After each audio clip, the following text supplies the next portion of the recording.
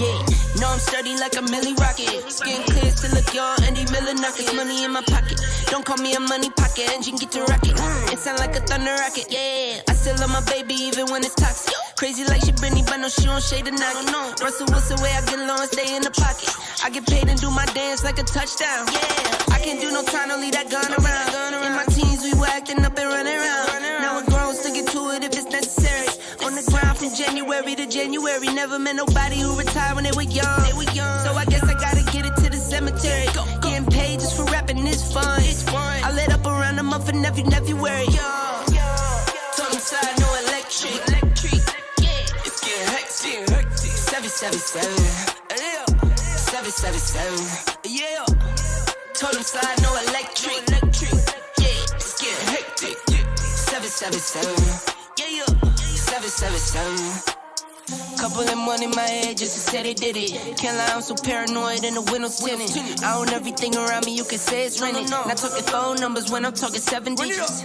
Earn it by the day, every second minute. Used to pay me none, look, now they pay attention. Everybody say they drip, but I banded it. See them copy all the looks, but I stay switching. Pick up the loot, then hit the bank.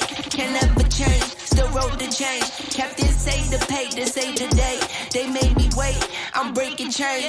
Yeah. Call me feeling bubbly off the rose. Took a minute, but I got it out the slow way. Friends turn to foes, haters tell them go away.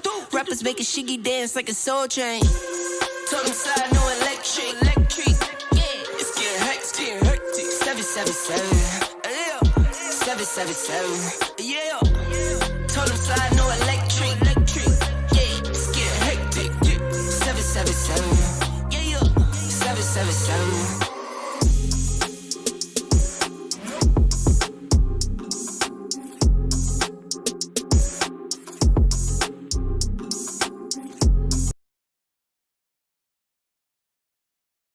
Hey, what's up everybody, it's your boy One Gun here, and today folks, I am back briefly for a little bit to show you guys that I'm down to my last few characters on this project. Going back and correcting them, cleaning them up and everything for this Pirates project. I went to the Real Illusion store and bought some nice hair for this character right here. And it looks really good. I like that. It looks really good. I can actually just come over here and click. I think I can click this, and I can go over to the where is it? Yeah, here's the hair. It's set to traditional, but I can go the digital human hair, and that's gonna do something weird to it.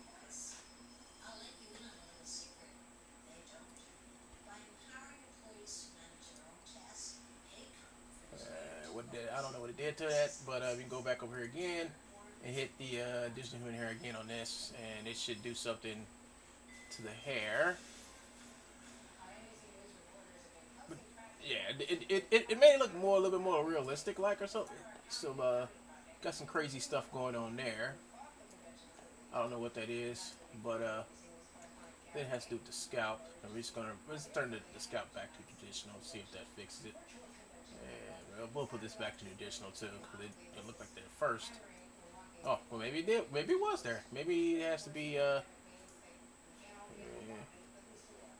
we go. That's what it was. That's what it was, folks. Fix that. Put that back to digital. Put this back to digital human hair. So that looks a lot better on him. Yeah, he looks pretty good. One more thing that I want to do to him is go to content and hit this. Go to the eyes and get him some better looking eyes. I go with these blue eyes right. Actually, we got some more eyes over here.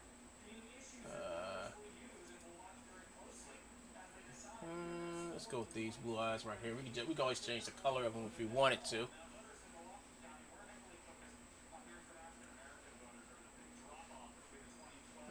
Alright, that looks pretty cool.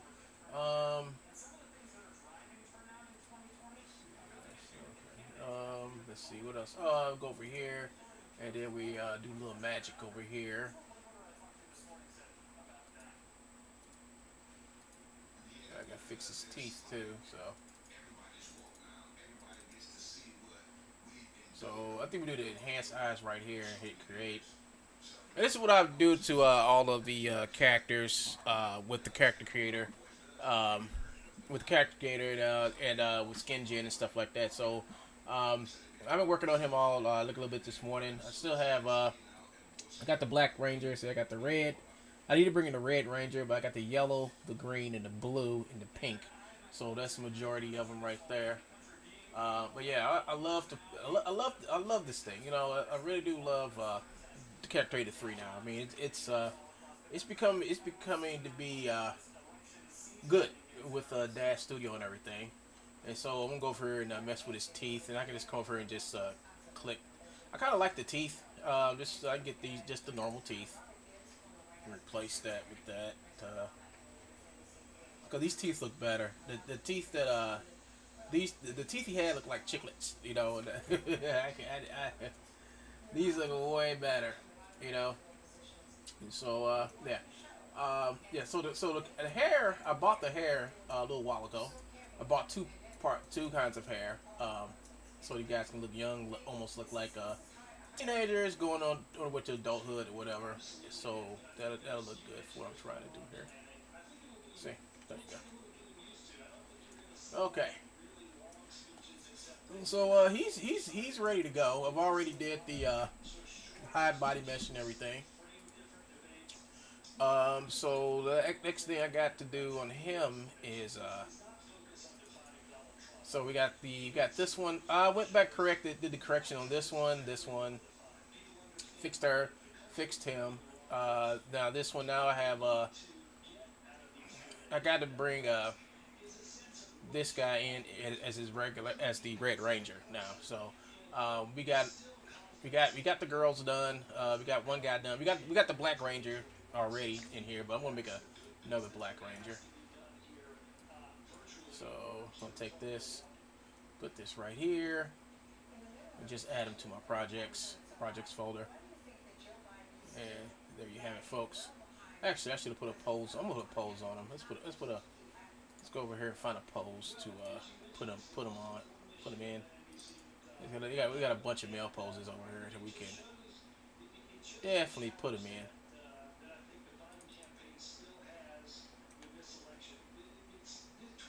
There we go. So let's go back over here. Click this. Go back up here to that folder, and we're just going to replace that with this one, and just hit that. Whoops! Didn't mean to do that. Hold up, man.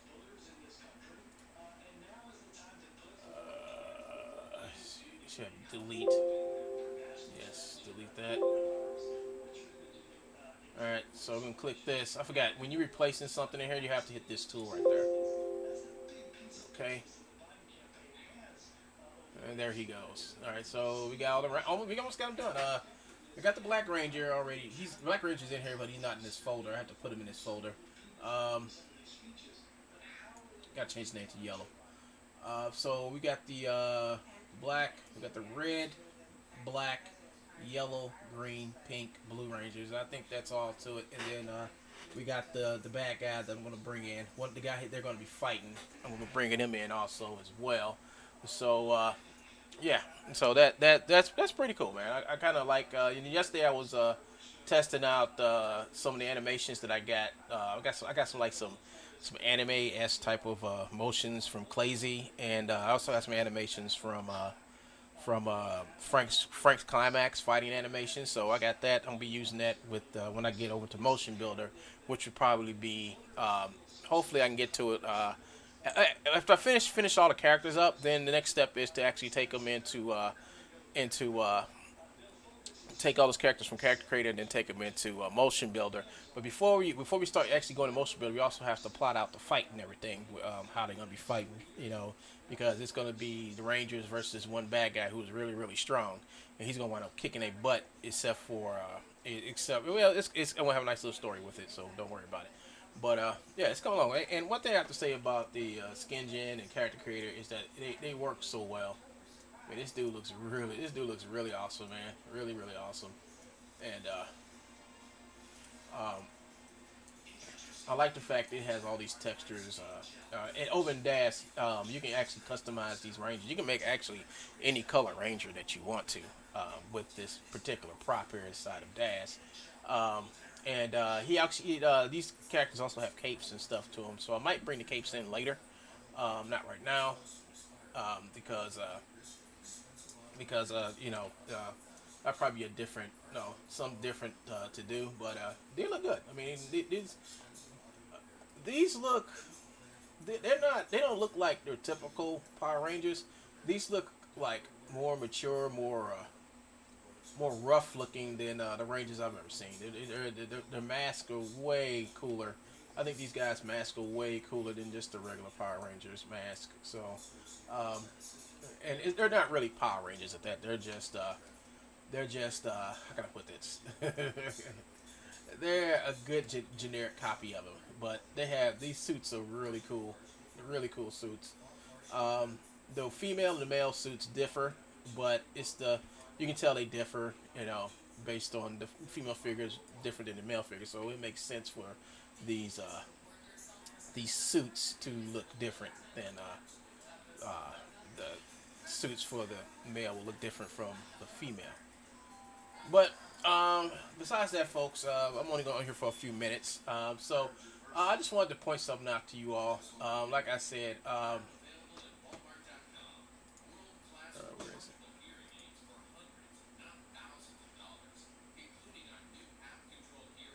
Yeah, let's empty that out.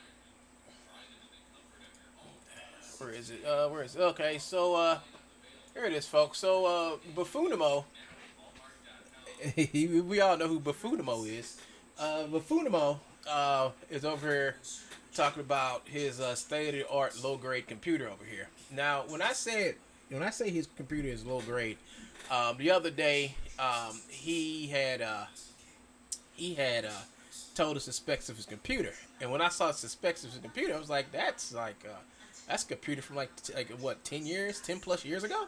I mean, he got a computer that's like 10 plus years ago, old, and he's up here bragging about him using Iclone. It's like this: his computer barely makes the minimum requirements you needed to use Iclone.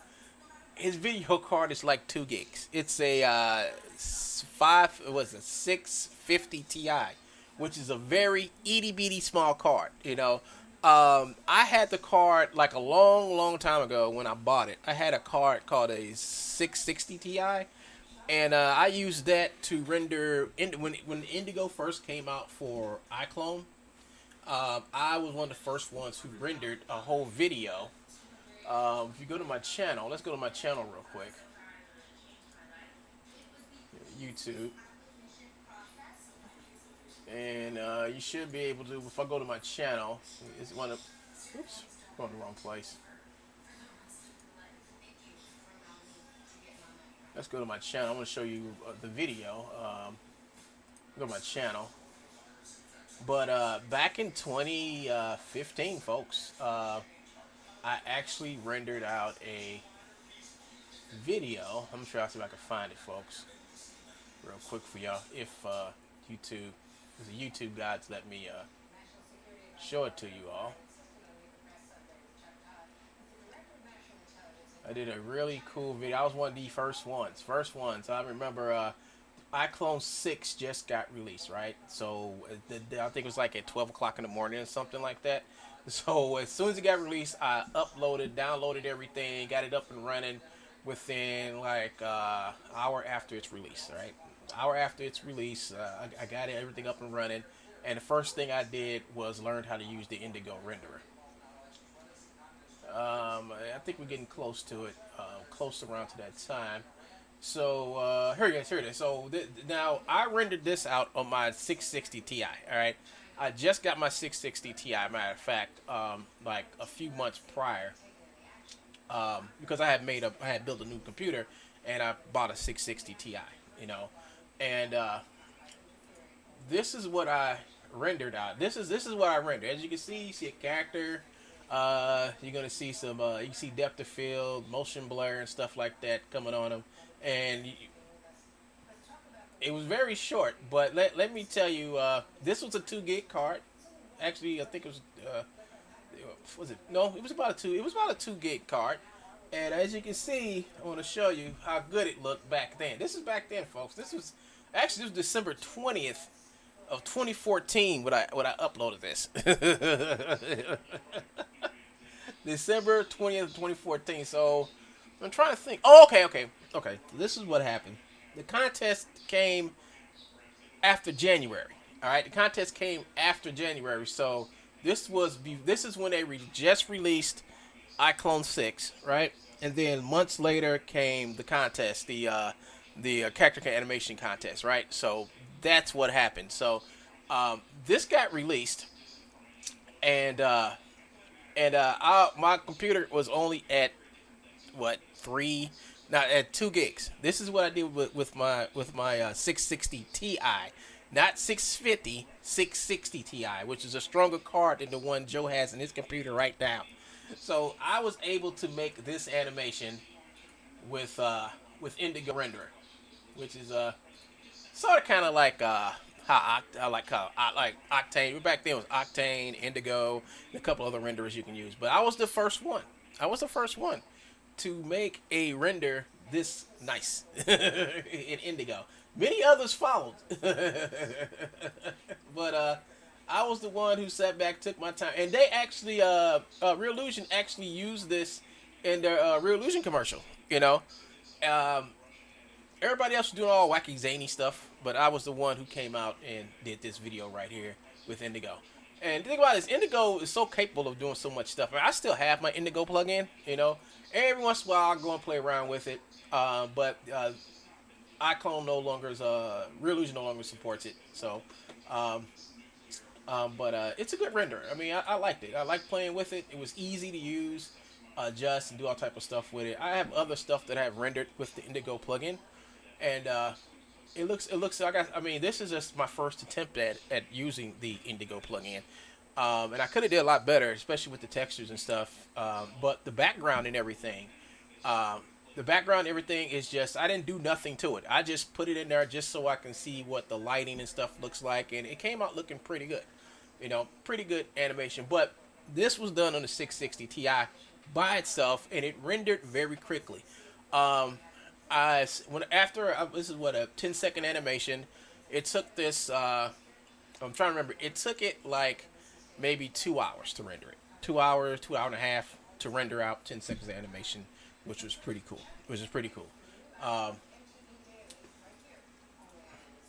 And then Real Illusion dumped Indigo and went with Iray, and you can't. I don't think you can use Iray with. I don't know. I don't know if you can or can. If you can or cannot use Iclone with Iray, I'm not too sure. I never used Iray. Never had a reason to use Iray. If I want to use a high-end renderer, I would use Blender's renderer, or use the render inside of Unreal or Unity or something like that. Because I do believe you can get Octane renderer for Unity for free. You know, matter of fact, it's a lot of renderers you can get for Unreal for free. You know, and Unity too. You know, I think Octane is free for DAS now, so you can actually get those renderers and set them up.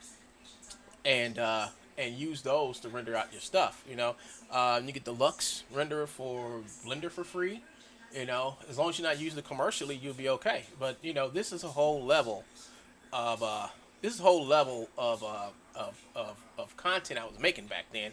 And until this day, I have not seen Joe on all 8 of his former channels ever do anything like this. You know, even though his card was just a little bit behind mine back in the day. Joe would have been able to do this, but Joe doesn't do this type of stuff, because Joe only shows you how to take other people's stuff. You know, that's what he does. He shows you how to take other people's stuff and resell it. That's all he does in his channel. So while, I mean, I can actually take this video, re-up it, and it was still, this video still maintains the, this video still holds up to now, folks. Also, I went back and, did a video. I think I did 2 videos on how I made this. This is one gun here, and Yeah, that's past one gun. But if you read right here, oh, this is before they put it right here. But it should have said like 2 gigs, whatever, like 2 gigs. But yeah, I did that all with this card, and then eventually I upgraded up to we upgraded to a 980, which I got an additional 2 more gigs, which put me at 4 gigs. But not only was I running my 980, I was running the 660 Ti and SLI, but had the 660 dedicated to the physics. So I wouldn't have one card doing everything. I had split up the jobs between the physics and the actual other stuff with my 980. So I was able to get away with a lot of stuff. But all this right here. Then I think this is inside of this is Indigo Render right here. Here it is. it renders. Yeah, so this is the GPU renderer, and as you can see, it's still rendering out the scene. And here's some of the these are just some still images I made with it, which look pretty good. They stand up today, you know. I think these look pretty good today. Some work had to be done to the gun to make it look more metal instead. It looks like a plastic gun. His armor looks plastic, but still, the overall, the shadows and all that stuff, they held up pretty good. You know.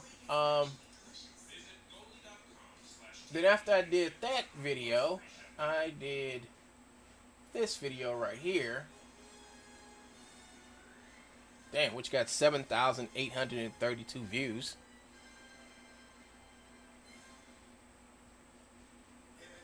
What is this? This is a game. So yeah, so this is me actually rendering out. I did another video about it, and this is what my computer was at the time. So see, it's a GeForce 660 GTX 660 Ti, AMD 8150 Bulldozer 8-core processor, 32 gigs of RAM. So my RAM was maxed out, 1920 by 2080 gigahertz resolution. So I have, this is Windows 7's Ultimate that I had on here, and I think the LED viewers. I bought the cheaper version of the Ti.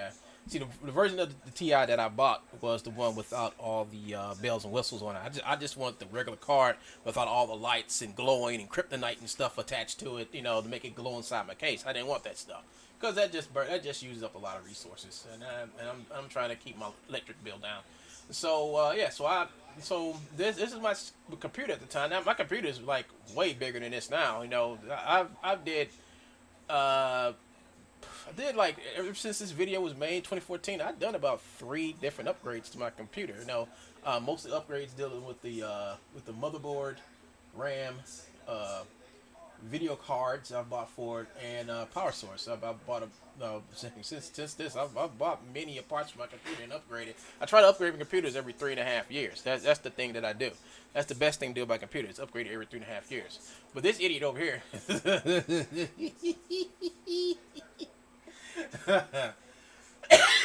With his state-of-the-art computer. Now, he's over here bragging like, see, my computer can also render it and do all this other stuff. Yes, it can, Joe, but one thing your computer can't do is render backgrounds. See, every time Joe does one of these videos, you will never, ever see him, and I'm going to show you what I mean by never, ever see him. I'm going to open up Iclone. I want to send this over to Iclone so I can open it. Because I'm going to show you the big difference between when Joe says he's going to do something and when I say I'm going to do something, because every time, and I think I got some good examples of that. Let's see. I think I got some pretty good examples of that. Is that I'm gonna try to find my newer stuff. Oh, dude, this is a good example right here. When Joe renders out or does a video or does his so-called quote-unquote animations or whatever, you would never see him produce anything on this level here, folks. What's up, Rotopia? You would never see him produce anything on this level here. As you can see, there's a background, there's an atmosphere, there are characters, there's more than one character moving. You don't see, you got trees, you got a whole environment. You got particle effects going on. You got camera zooming in. You got depth of field going on. You got a whole bunch of stuff going on in this scene right here.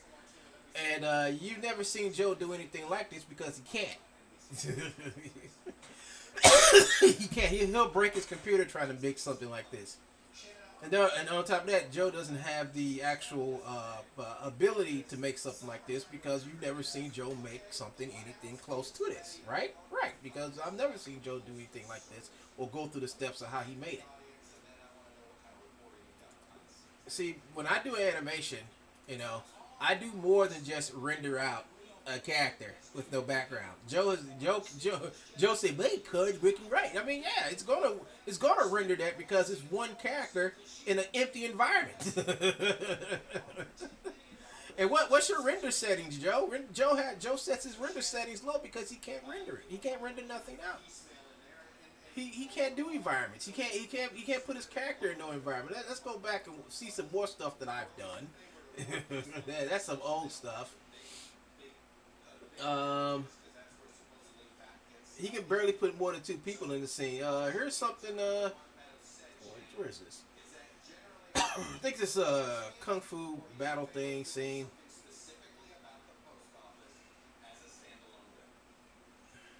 This is before I added all the cool stuff to it. This is before.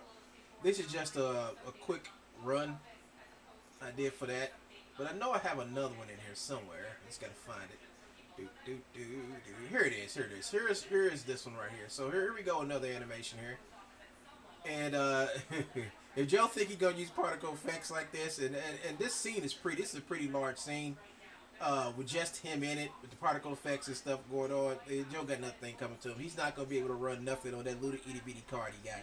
For somebody who claims he's making so much money, he should be able to buy him he should be able to have a 2080 Ti in his system, but he don't. He don't. He never will have anything in his system. The only thing he got in his system is stolen hack content. Let's see. What else?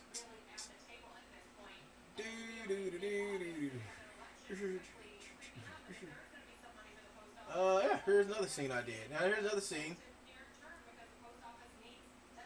Here's another scene that I animated. And this is all we get into my 980. This is like a 90 and 660 Ti working together, like I said, and the 980 is really pushing the graphics and stuff. But here we go, folks. Here's something else I did. As you can see, I got a bunch of characters in there. I got background. You got shadows, lighting, lots of lights in there, and animation. I mean, this is something else I did, folks. Oh yeah, people are talking. I'm retiring everybody off this floor and make space great again. Yeah, so that's another scene I did. As you can see, it's got a full background and all type of things going on. But you'll never see Joe make a video like this. You'll never see Joe make a video like this. The only way you're gonna see Joe make a video like this is he's gonna have to ask somebody to make the video for him, then put the video up on his channel. It's like, look what they do. But then it's like, okay, Joe, if you made that, where are the source files? Because if somebody does make something for Joe and they happen to have all these elements inside the video, let's ask him if he can open up that stuff on his computer and watch it fail. Watch it fail. Let's see what else I got here, folks. I think that's let's see. What's this? A clip from Rough Clip. What's this? Oh yeah, this something else Joe can't do. This is the scene I redid from the original Archive Infinity, which was her taken off from the planet Earth. So here she is. She warps in. I think she's gonna warp back in. I think right here. She warps back in or whatever, and you're gonna start seeing like now this is actually real. This is like I actually had these props. This ain't something like, I mean, like you see her background right here. This was all done in like one take. You see the asteroid. You're gonna see the asteroids flying up behind her in a minute. Hold on. Yeah, those asteroids. Those are actual 3D models. I mean, models in the background, and and the ship, everything. And this scene right here was over 1,000,000 polygons and high texture and everything. And I know that little 650 Ti wasn't going to be able. We'll never be able to handle this. I know it wouldn't have. It would have crashed. It would have crashed. But yeah, and let's see. Here it is again. The particle effects and all type of stuff. And the background's just the image. It's just an image background of I think it's like 4K. And like I said, all those meteorites, those are actually 3D models. You got the ship, then the girl or Stella who's inside the ship. Those are all 3D models. And this scene was huge. It was a huge. The asteroids were highly detailed. And this scene was very huge, and I was able to render it out. See, I have a background, I have a foreground, which is right in this area, and then I got a background, which is this area back with the planet and the sun, and then I have a foreground, which is basically the focus, which would be the ship. So you never see these elements ever built up in a Truebones production made by Joseph Peak, because he can't do it. Because his computer can't do it. I don't care how many times he wants to lie about it or say whatever, or how many times he wants to render a single character out in it. How many times he wants to render a single character out in his state of the low art computer. But I tell you what, folks, he needs to quit. He needs to quit and leave me alone. Because what I spoke yesterday was the truth. He has a low grade computer that's supposed to be capable of making all these thousands of motions and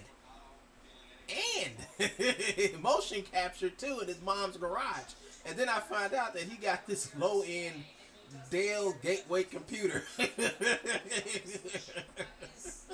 he can't do nothing with, folks. His computer is old as dirt.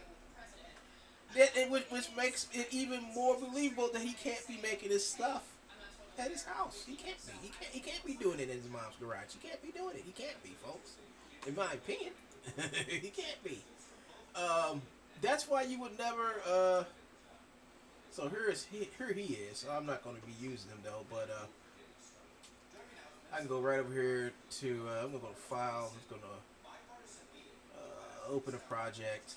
I will open up a, let's see, infiltrator. I think it's this one. And maybe this one.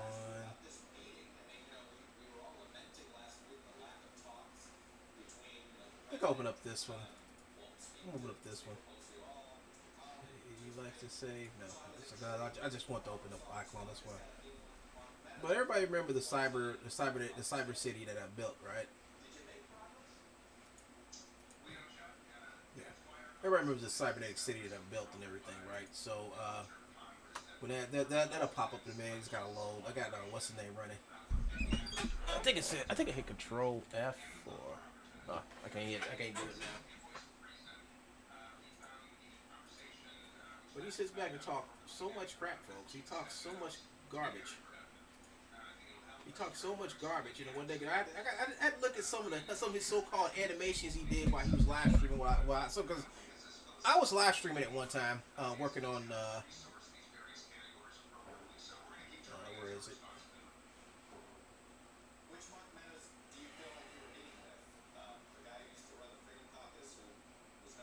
Okay, so I was working on these sexy female wrestling thing.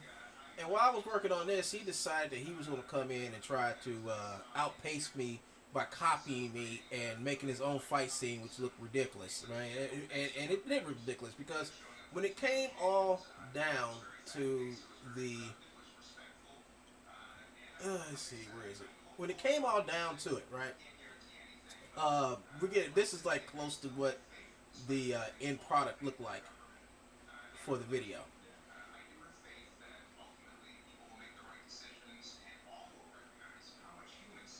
So I got commissioned to do this animation for somebody, and this is what I had done. Folks. And then he tried to copy me by doing the same thing, but what he couldn't do, and what he did was basically what he's doing now, is first of all he's jealous because I'm using all I'm using all these vendors' product. Second, he's mad because I'm with Channel Federator. He's angry because of that, and here's something you will never see in a Joe video. See, I have a ring with a female in it, and you see the crowd. Hold on, let's go back. Let's see this. I have a background of a bunch of people cheering this lady on, and yeah, and she's come out and she's doing all this cool stuff. She got dynamic hair going, and she's rooting to the crowd. And then over here, you know, this chick comes out. And she's like, I'm gonna slit your throat. But look, it's a whole arena with people in the background rooting and cheering her on.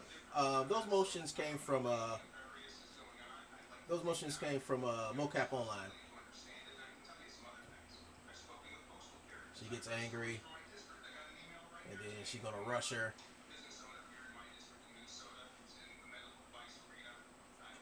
And you cannot do this with a 6. You can. I mean, this wasn't composite together. This was all done in the same scene, folks. All this stuff was. Oh, and the newer scenes is people back there in the stands back there. This was like earlier. But yeah, look, boom. She rolls. Then she's like, come on. And then she's gonna crawl on top of her. And it's just beating her up. Yeah. So I did that all in like a couple of takes, and I didn't composite nothing in that scene. Everything was done inside of Iclone, animated, and then put out there. I don't even think I did any photoshopping on this thing or whatsoever. I just made it, and just put it out, which was very. I mean, it was kind of time. Which was time consuming. You know, it was time consuming. The whole scene was time. It took me a while to do it. You know. And it was because and at the time I had a 4 gig card, you know. Now I have a card that's like double the speed now what I did right there, and I'm working a lot faster now. Even though my computer may not look faster, but it's working. It's going faster now, folks. You know, now my computer's pulling some weight now, and it's pulling some good weight now, and I'm able to go back here and work on this some more. Here's another scene.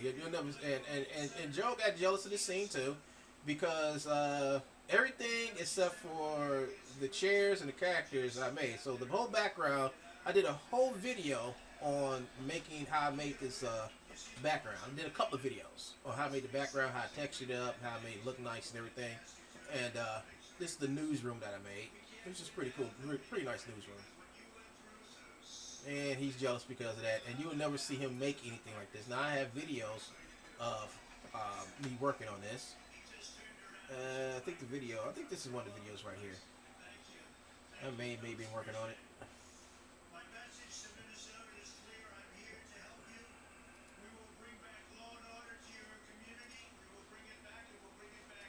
Yeah, I think I was making.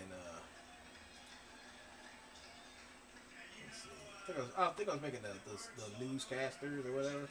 Yeah, I was working on newscasters, and I think it was like a couple of videos before this when I showed you all. Let's see if it's in here. Yeah, here it is. So this is After Effects. This is me making. This is me in After Effects making the backgrounds and stuff for the newsroom. So it looks like it's got TV screens running in back of it. And that's John Cat talking. And yeah, this is had a good time learning and making this whole set right here of getting in parts from Turbo. I went to Turbo Squid and got these thrusts and stuff, throwing that in there. Had the news anchors, chairs and stuff, but yeah, but I'm getting there. I was getting there with it until I finally got to what I wanted. I got other videos of how I made it also as well, but you'll never see Joe show you guys how to do that because he can't do that. Here's another video that this is the finished animation right here. Well, it's close to the finished animation. I do have the finished animation, but here she is driving up in her car. She stops.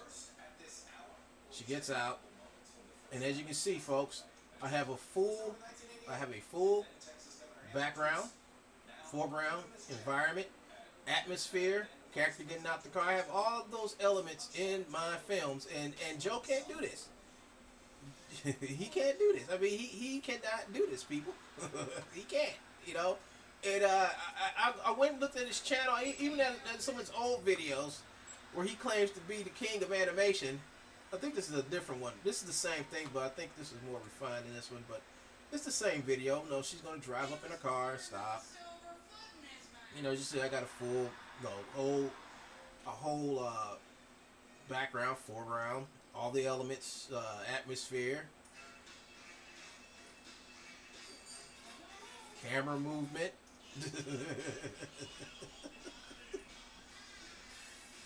You know, close-up shot. All the elements to tell a story is here, folks. You know, all you're gonna see from Joe is nothing but dance videos, on a blank background, on the green screen. I do green screens. Green screens is the future of entertainment. So that's all you'll get from him. So what else we have in here? I think there's another one right here. Yeah, so the guy coming out, he's gonna walk around the corner. I think this is from like last year around this time, not like earlier last year. Yeah, it ain't that old.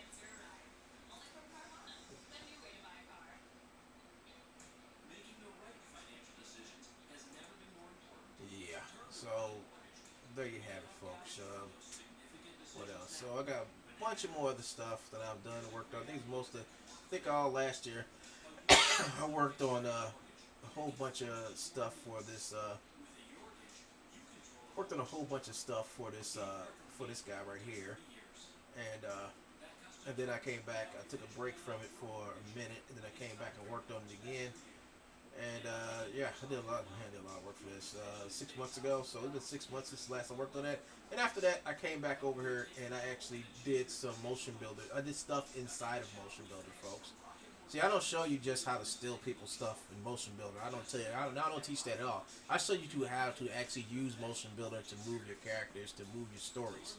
I don't have to have a reason to show. If you want to learn how to use Motionbuilder to steal Mixamo animations and anybody else's stuff and convert them into BVH, which is an old dead format, really.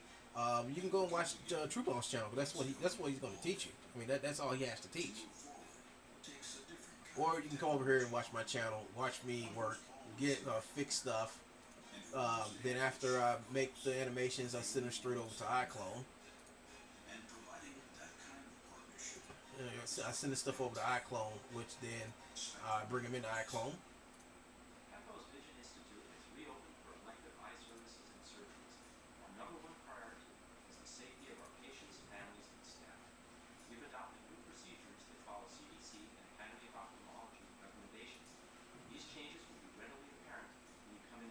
And use them. So, what's that? I think this is another one right here. I think this might be another one I've worked on. Yeah, this is another. I'm bringing all the characters.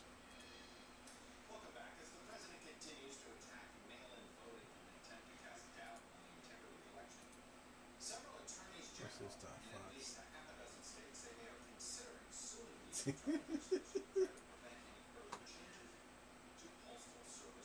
So, folks, and then we got all this other crap that Joe did. Oh, I think I got one more video in here, which sets me apart from the troll, the king of trolls. I'm about to find it. Maybe even find it one day. And when I put this video up, he cried. I mean, boy, I think it's this one, folks. I think it's the, yeah, this one right here. Oh man, he cried. I mean, look, he cried. He came up with his one down thumb on it. This is the Archive Infinity. After I got a new voice actor, I never shared her name because I know that Joe would probably find this woman and try to stalk the hell out of her. She's a beautiful woman, great actress, and she came in and lent her voice to Stella. I have my hands full of getting the professor, getting the artifact, and, let's not forget, fighting a majority of the guards. And you get the sole duty of stealing a new ship. Does that sound like a fair deal? Your deal? It sucks. So yeah, so it took me a while to actually get this done the way I wanted it. But, Fine. Get us But she did a great job. Only thing I had to go back and do is what I did is like this was all rendered inside of Iclone. All right, this is all rendered inside Iclone. If you can't see what the problems I see with this being all rendered in Iclone, is her hair. Her hair is kind of effed up. Her hair is messed up, and it's because the particles are interfering. The particles are interfering with her hair in some way, to where it's giving this stupid look right here. So I have re-rendered this out, and I fixed it by just rendering it out in layers. So what I did is I rendered out the background and this background smoke first, then rendered these two together talking, and then rendered the foreground smoke. So you got smoke in the background, you got these two, you got this background piece right here, and then you got these two in the middle ground, and then you're gonna have the smoke, which is give you more of like a 3D effect. And the new one I'm working on right now. So what I went back and did is re-rendered the whole scene, but rendered all these elements separate. That way I can go back and After Effects composite everything up, make it look nice, and actually get better control over the depth of field. You can actually do better depth of field by just shutting off the depth of field inside of Iclone. Just render everything out, no depth of field, and then when you take it into After Effects, then you add your depth of field and your add your depth of field and the what I'm looking for, depth of field and motion blur. Yeah, add that all in there. And when I did, it looked better. I did a render of it. I have never published it. I will publish it one day, but you will see the difference because you won't see this stuff with her hair no more. And I got this going through a couple of scenes, so I'm going back and re-rendering out these scenes. And I'm re-rendering out the scenes, and then I'm adding them voice and stuff back to them again and everything, because I had to render out these scenes separate because of the smoke and the smoke interfering, the particles interfering with her hair. So that was the problem I had. But once again, you'll never see Joseph Earl McPeak get on here and explain nothing like this to you all, how you produce actual content, because he's not a content creator. You know, he's just faking and pretending to be one. I will talk to you guys like I actually know what I'm doing, because I do know what I'm doing. You know, I've been doing this for years. I've been compositing animation together for years. You know, even before I started using Iclone 5, you know, I was learning how to do this stuff when I was in school, when I first got my first copy of After Effects and Adobe Premiere. I mean, I've been teaching myself how to use these programs for years. Joe's the one who doesn't know how to use these programs, because he won't sit back and take the time to learn it. But I have took the time to learn enough of it to show you all what I can do and how my stuff looks the way it does. It's because I actually put time in and actually fix all this stuff. But when you see the redone version of this, it's gonna look a lot better. This is gonna be gone, and I'm gonna actually do some tricks with it, add some special effects with it and everything. But as you can see, this whole scene came out pretty nice. I actually fixed that scene too. Fixed that part too. This whole scene looks so different now. It's the same acting and everything, you know. And a lot of the motion capture I use for this, like this scene right here, like I had to animate all that stuff by hand. All her hand gestures, her eye movement, and all her smiles and everything. All that stuff had to be animated by hand. So by somebody to say that all I'm doing is just using presets, that's not true. That's far from true, because it's false. Because what I get is these animations that I go out and buy from certified vendors. I use them, and then I go back and customize them to what I like. And that's what you do with Iclone. There is no such thing as a preset when it comes to motions. All right. You go out, you get the motions you need to complete your scene, and nobody says that you have to use these motions as is. That's why I go back and I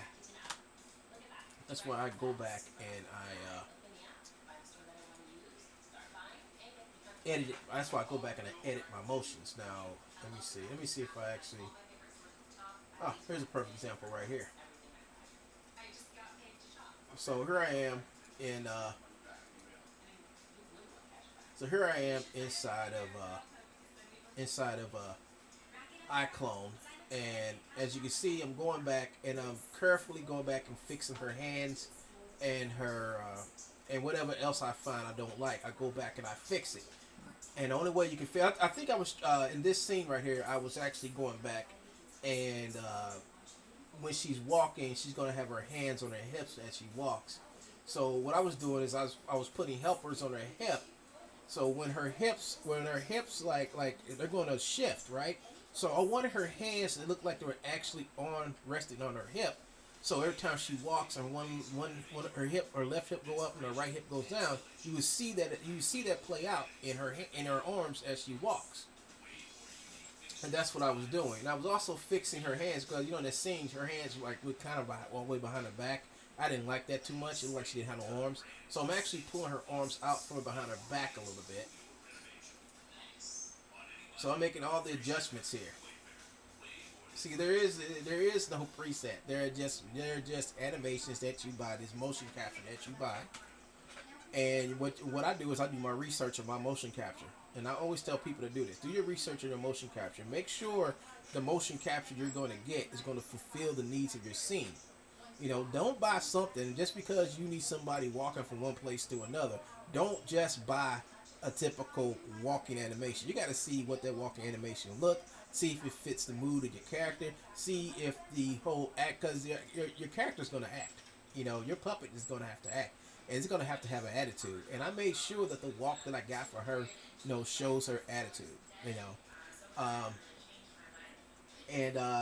Not only that, but you're also going to take these animations and go back, and you would want to come back and get inside your dope sheet right here and manipulate the motions. You want to get in there and edit this stuff so it can work with your scene. Why would you want to just sit back and just get pre-made animation and just stick it on your character, throw the voice acting on it, and the way your character's acting is not the same as her movement or his movement? You want to go back and see what you got, put it on your character, and adjust it so it can match your scene.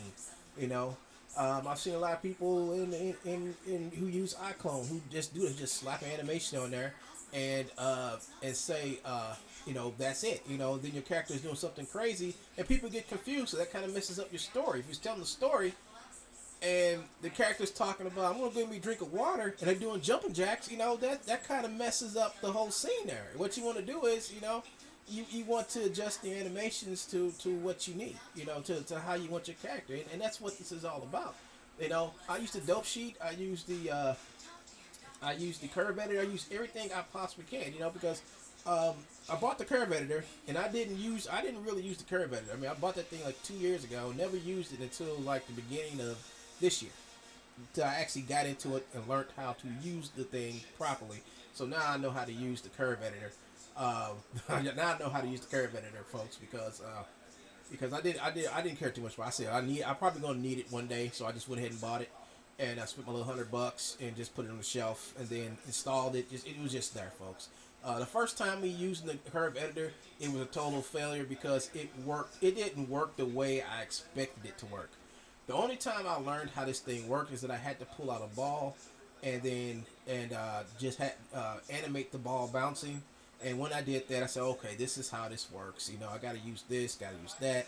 And then the next step up was to actually get a mannequin and start using the curve editor with an actual figure. And once I figured out how you're supposed to go back and forth from IK to FK, because that was the loop. That was the thing that was getting me off guard. Because you can see over here that I'm jumping from IK mode to FK, and I'm used to working in Motionbuilder, and IK and FK is just already on. It's just like Motionbuilder is set up to where it's really, really smart.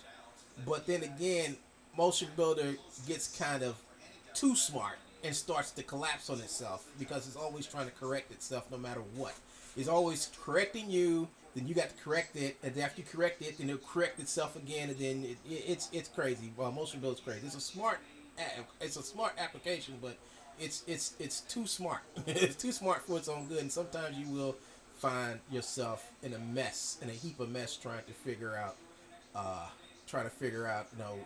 how to fix something, but in this scene, for instance, as you can see, that I actually just took a couple of regular walking animations, walking animations that I think I got out of Iclone Real Illusion and took them over into Motionbuilder, and then like this right here, this is a Iclone animation right here. This is out of Suave and Charmy. You know, that motion right there came out of Suave and Charmy, and what I did, this whole animation here, and what I did is I took it into Motionbuilder, fixed it, you know, customized the motion, and then brought it back over here.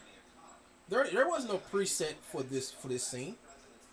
There was an idea that I had, and I wanted that motion to fit that idea, and I went over into Motionbuilder and adjusted the animation to where it would fit the whole narrative of the scene.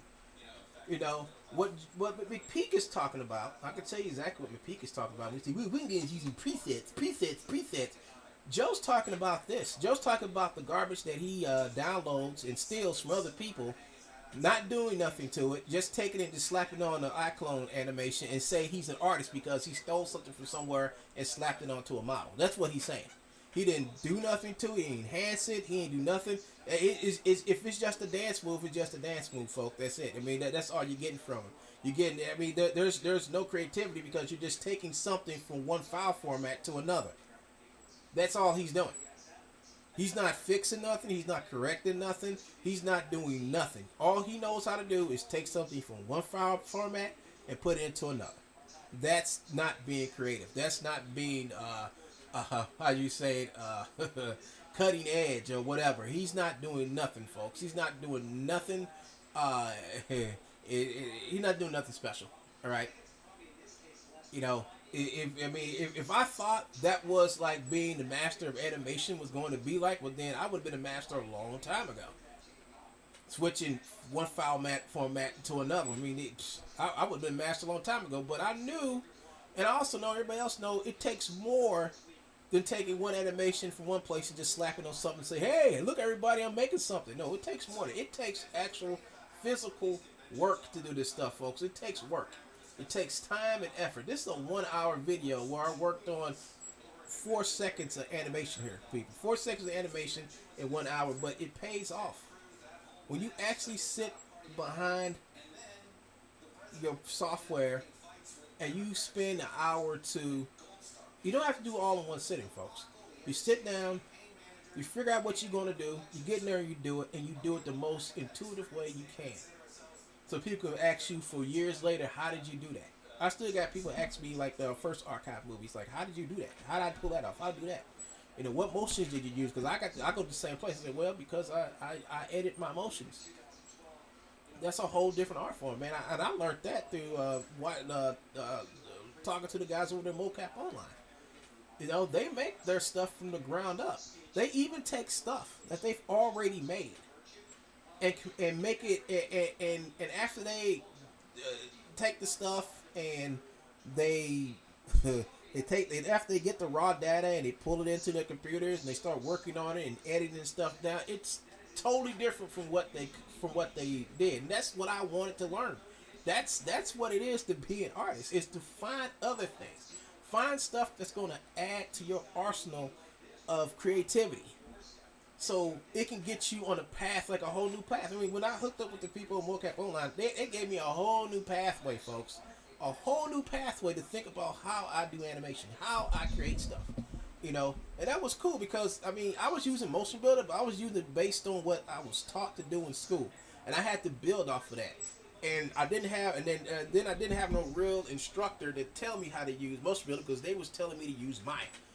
They never told me to use Motion. I never used Motion. I got Motionbuilder while I was in school, but they never really sat down and told me how to use Motion. But they said, "Oh, we're gonna use Maya. Maya is," and then I just say, "You know what? I can just use Motionbuilder." You know, so I taught myself Motionbuilder. But when a few years later, and I was pretty good with Motionbuilder. I thought I was good until I hit the Mocap guys, Mocap Online guys, and what's his name, Diebold and all those other guys, to where they showed me how to get in there and actually use Motionbuilder, not play with it. If you want to learn how to play with Motionbuilder, you can look at Joe.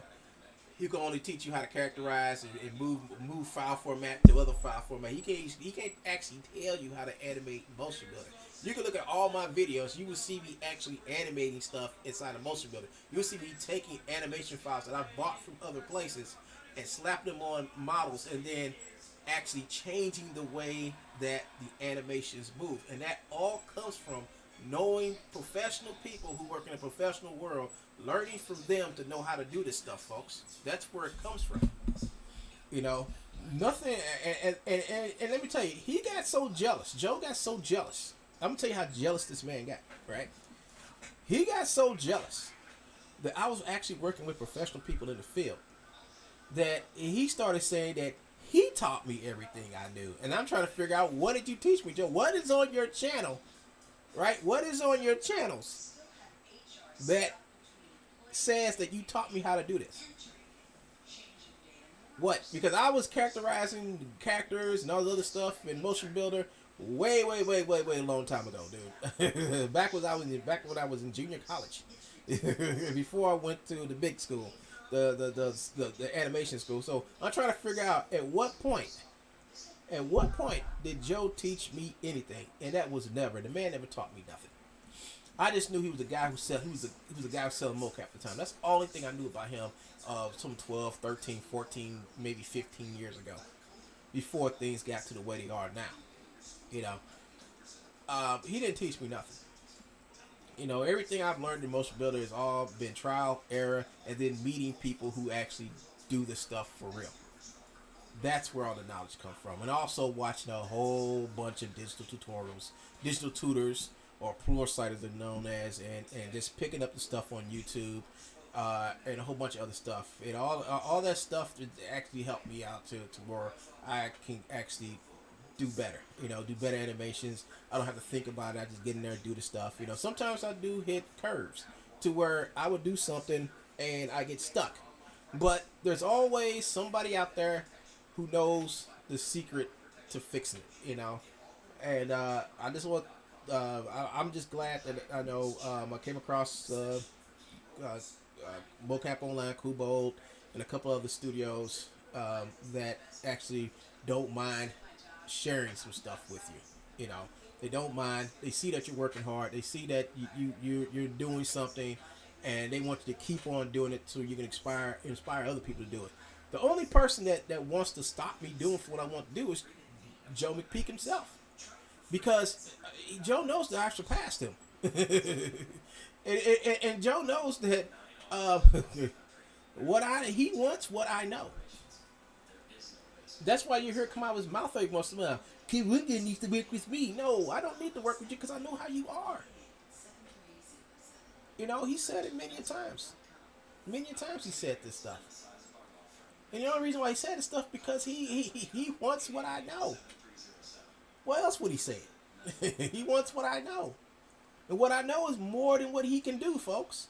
More than what he can do.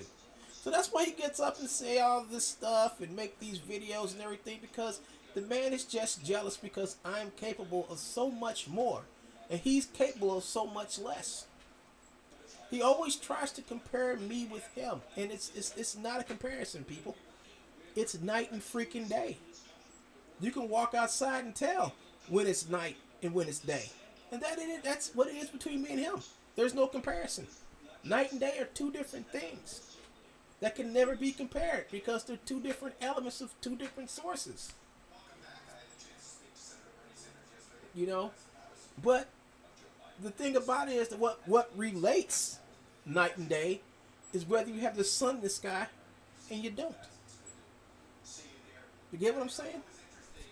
They exist in the same realm, but they'll never exist together in the same time, the same space. It won't happen. It won't happen. You'll never see night and day at the same time, same place. You'll never see it. You see transitions to dusk to dawn, but you'll never see night and day on the same stage, folks. You will always see the transitions, but not the actual two actors on the same stage at the same time. Never happened. And that's what Joe is trying to give you, the false narratives. That Joe's like, they can exist in the same place Wingen does. Well, he is. He exists. But we'll never exist on the same stage because he's doing something total opposite of what I'm doing. I'm doing God to honest work, and he's doing the work of the devil, so to speak. You know, and his whole thing is to show you all every day, for every video he makes, every fake channel he makes, and every time he pretends to be me on YouTube, to show you how obsessively jealous he is of what I have accomplished. I don't have to do videos on YouTube every day. I don't. You know,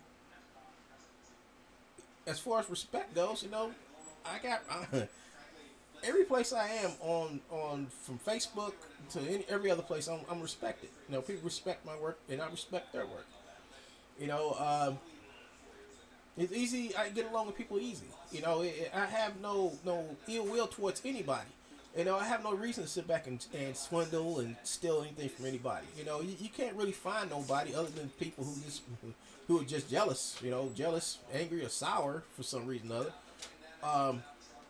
Why somebody has bad word to say about me? I've never said anything bad about nobody. Don't have a reason to. But Joe has always had something bad to say about me since day one. Reason why?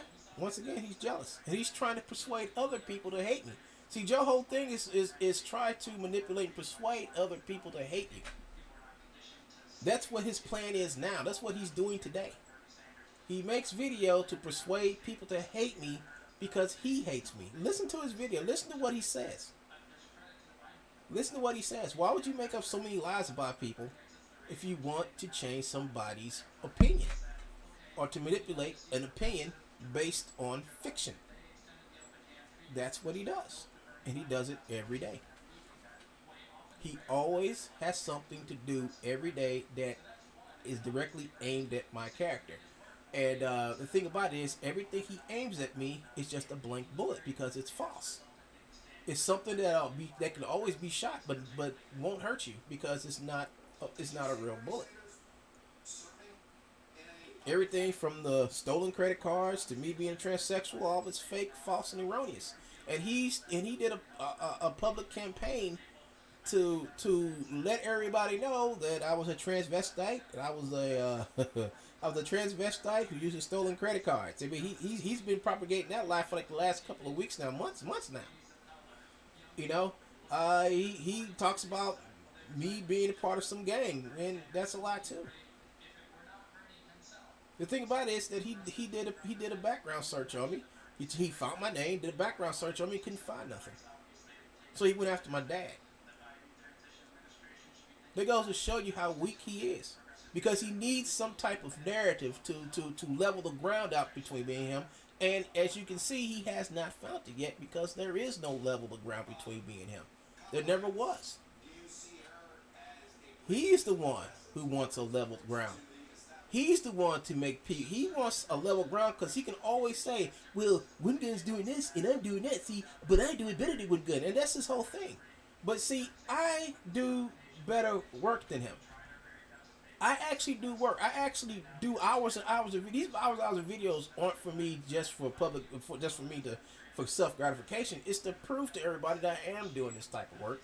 I do use these programs, and to show you somebody working them in real time. And maybe somebody has a question about how I work in them. You know, I don't lie to nobody. I don't have to. The only person that has to lie to you is this man right here in the lower corner. He has to lie to you so he can feel better about himself. That's all to it. He wants to be better than One Gun, but he hasn't figured out how to do it. If you want to be better than One Gun, be yourself. Stop lying to people. Once you stop lying to people, you'll be okay. Because people see that you're trying to do something. If you don't know how to do something, let people know. I don't know how to do that, but I'm going to learn it. When I learn, I'm going to teach you all. That's what I tell everybody when I'm doing something. That's what I do. You know, and I just don't get it. I just don't get it. This one lone man, keeps on coming back after me. Day after day after day. Every day. His newest scheme is to make fake channels with my name on it and go around pretending that he's me. Because he's lost. Every argument that we've ever had, he's lost it. So now he's going plumb crazy and just decided to put on a mask of me and masquerade as me, talking to other people as me. That's what he does, folks. When you have nothing, or when you finally realized that you have nothing, you get scared of people finding out who you really are. And this is in this case, that's what has happened. People found out who he really is. You get what I'm saying? They found out who he really is. So he's trying to tell people who I really am, but he can't. Only because you already know who I really am. My narrative, my story has never changed since day one, and since I started, actually getting on YouTube and telling people about me and what I do. You can go back in my videos. Besides the one where I'm arguing with back and forth with this buffoon, but you can actually go back and look at what I've been doing. And when on my good days, I do some good stuff. If I'm not teaching something, I'm actually making something. And I do videos, and I start streaming and live streaming from the time I start a project to the time I end.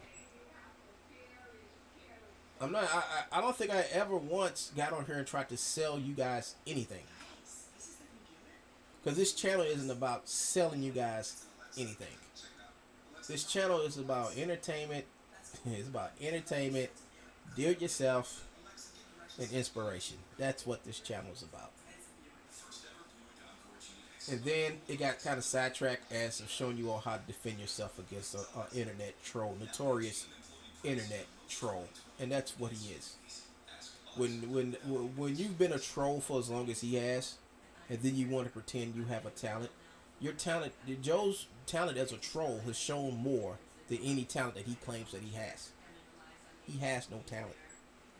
I keep telling people this.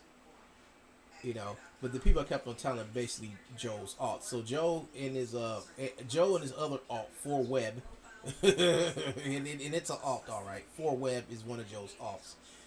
Joe's the only person I know who sits back and email himself or makes fake responses to him so he can answer them.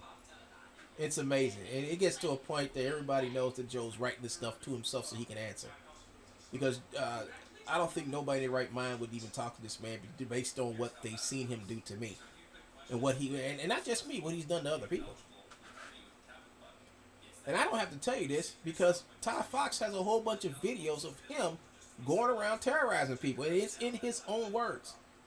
One thing we do not do is we do not mess with Joe's words because we want people to expressly see how this man treats other people. What he is like. And then he got the audacity the other day say, well, everybody, I'm sorry for calling one gun a transsexual. I didn't know he'd get mad over that. No, dude, it's what you said and what you did afterwards. The porn cartoons, the pornographic cartoons, the cartoons of me supposed to be danced around. It's that stuff too, Joe. But it's also you keep on telling everyone you meet that I'm a transsexual, Joe, and you know that's not true. That's like me saying that Joe is an actual businessman with an actual company. I would be lying if I said that. I would be lying, folks. And that's what it is. It is what it is, folks, when it comes to this. But I have to, like I know everybody tells me that I have to get past it. I have been getting past it, folks. I've been concentrating more on my work lately than, y'all don't see it because I sometimes I don't have the strength to get on YouTube and actually film me doing all the stuff in the background, but working on my projects and stuff. And the reason why is because I have to be very careful of what I put on YouTube, because if I show anything like sometimes people do contact me through Facebook and I do talk to them. And sometimes in the past I let that slip up and be talking to people while I'm on YouTube streaming, and then Joe will find out who I'm talking to, and then he'll run after them and find them and start emailing them. So I can't do like other people do. I have to watch everything I do because Joe is constantly watching me. He's watching me right now as I speak to see if I would show anything that would have him do a whole video on it. Anything I show, he would do a whole video on it, and then he would go off the rafters. Oh, who is this person? Oh, it must be another transsexual. Let's find him on Facebook. He'll go to Facebook and find him and then start his whole thing. So that's why I don't really. That's why I keep on telling people, like, if you're trying to, don't friend me on Facebook. You know, it's like you can message me on Facebook, but I'm not taking no friends because of this idiot right here. You know, I can't do stuff like regular people do. And I'm not gonna hide on Facebook either. I'm not gonna hide myself like he has to hide himself from me. I'm not gonna do it. I'm just gonna wait out the storm until he's finally finished and he moves on. You know, that's the only thing I can do is wait for him to move on. And as you can see, folks, you know, he ain't stopping me from doing nothing. I'm still working, and I still have my friends. I still have the people that I respect and the people that respect me. You know, one person I was surprised that gives me respect now, and I respect him back for now realizing, you know, what's going on. He apologized to me. Was Rata Dynamic. This dude apologized to me. You know, he actually apologized to me for what he did to me on the message board, and I said, cool, that's fine, man. You know, because me and him got into it because, once again, he was under the impersonation of Joe. Joe got to this dude. You know, Joe got to this dude, and the dude started calling me stuff that I wasn't. And then he finally came out, and me and him had a talk, a couple of talks, and I'm okay with it. You know, he's actually doing new work. He's doing new work for his Mad Max scene, and it looks good. You know, it looks really good.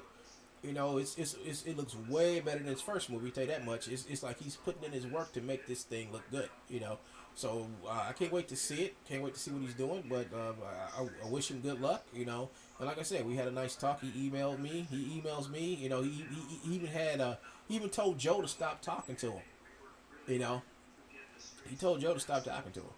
You know, and I'm hoping everything this guy's telling me is the truth. You know, I don't know. But I know he said something to me, and I think he really meant it. But you don't know how a person is until you know how a person is, you know.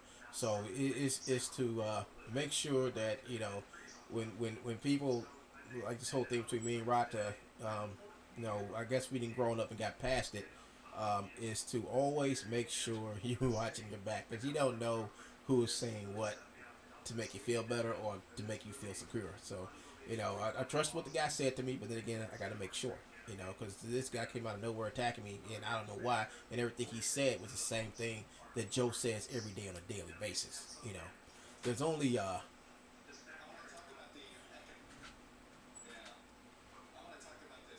one person on there's only like one person on this planet who wishes to make me look like a worse person than he is, and that's this guy right here, this guy. The 50-something-year-old man who lives with his mom. You know, I don't live with my mom. You know, I live in my own apartment. Been living in my apartment for years now, and pay my own bills. I do everything, folks. I pay bills to keep this place going and all the other cool stuff that you're supposed to do in life. But he doesn't. He stays with his mom, so he doesn't know how to really take care of himself. He just knows how to go over to his mom and get a new phone from her every once in a while. You know, I have to buy every phone I get. I can't do that with my mom. You know, but back on the point, you would never see what I do on Joe's channel is the flat out truth, folks. You know, you'll never see him teaching y'all anything. You know, I have a lot of videos about him, but if you look closely in between the videos I do about him, you'll actually see me doing actual true work. Even one of these videos, I actually do pull out the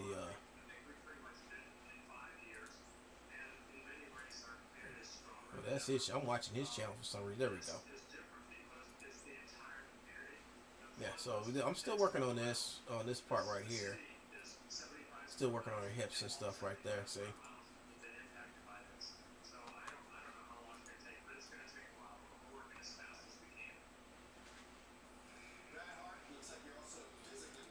So this scene is this is a pretty huge scene right here, folks.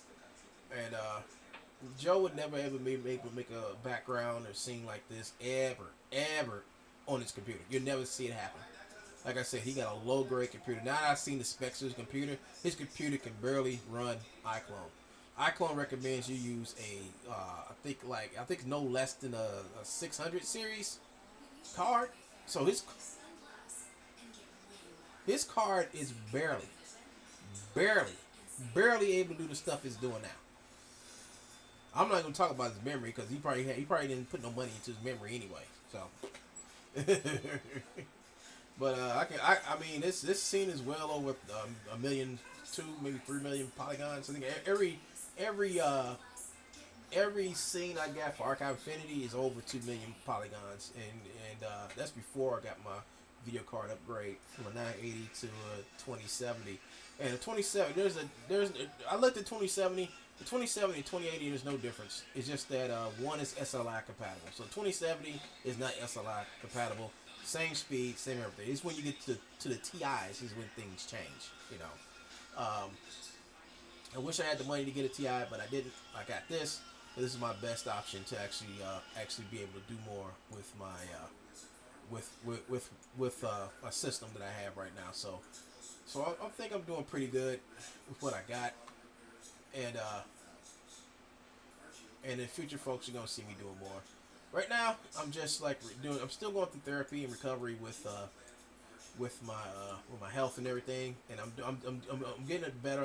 I'm on a better foot now with my health. I'm getting better as time progresses. I want to see my doctor again this week, and he's gonna get some progress. He's gonna tell me about my foot and everything, and my leg, and how everything is coming out. You know, I lost some more weight, so that's a plus too. Since I've been eating healthier now, eating more greens and stuff like that. But I'm doing better. No matter what Joe says, he does. Like I keep on telling you people, this man has never met me in real life, and I've never met him. He doesn't know nothing about me unless I tell you all through the internet. So when I talk about my health, I'm actually giving y'all an update for what I want you to know versus what I really know. Okay, so when Joe gets on there and talk about my insulin, I made it no secret that I was a diabetic. You know, made it no secret. And so Joe does the insulin jokes, all the other stuff because he has nothing else to do. You know, when my back went out last year, and I was on, I think it was oxycodone. And they put me on oxycodone and some steroids for a week, and after that I was done with it. And Joe's up here calling the police, telling them that I'm addicted to oxycodone and all that stuff, oxycodone or codone, whatever it was. And he kept on calling the police, and we got video of that, and I've sent that to my lawyer already. You know, because he thinks it's funny to sit back and talk about somebody after they tell you something about their health. Joe thinks health problems are funny, so that's why he keeps on every day getting on YouTube and making up Joe has a new health problem every day, folks. Now, prior to these last few weeks, Joe acted like nothing was wrong with him. You know, he acted like nothing was wrong with him. All of a sudden, when I go to the hospital, this is not the first time. He did this another time a few months ago. Like my back went out about a year or so ago.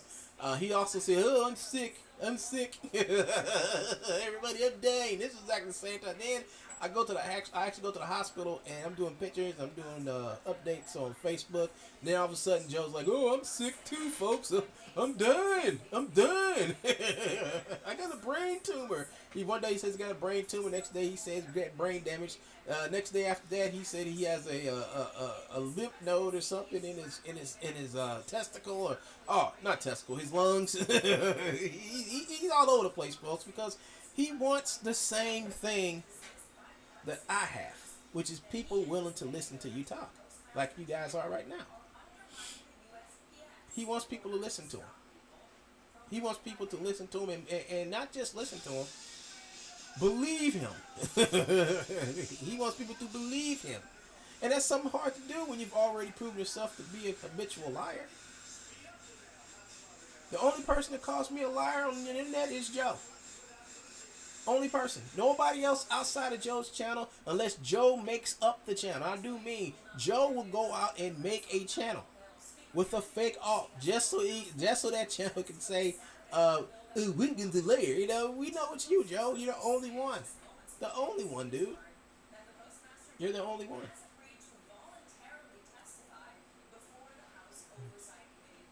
What's up, Ashawn? Ashawn watched me over there on what's the name of that channel? Facebook. Watch me on Facebook. So, folks, the work will go on with my Power Ranger story. I got a couple more characters to do. I'm going to do those offline. Hey, what's up, Todd? What's up, Todd? I was just talking about the buffoonery talking about I talked about a lot of stuff today, Todd. I talked about see what I talked about today. I talked about a lot of stuff, man. I talked about move that out the way. There we go. Yeah. So yeah, the range is looking good. I'm getting them together. I got the bag. The bad guy gonna be next. Matter of fact, I got him saved, don't I? Yeah, I got him saved. So I'm going to Transformer. I guess we can work on the bad guy now. Grid Jack. There we go.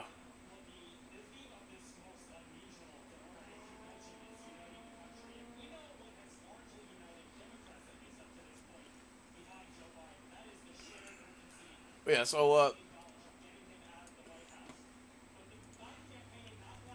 hey Todd, I was going to ask you, Todd, did you hear him when he was talking about his computer, his state of the art computer running on a 2 gig graphics card?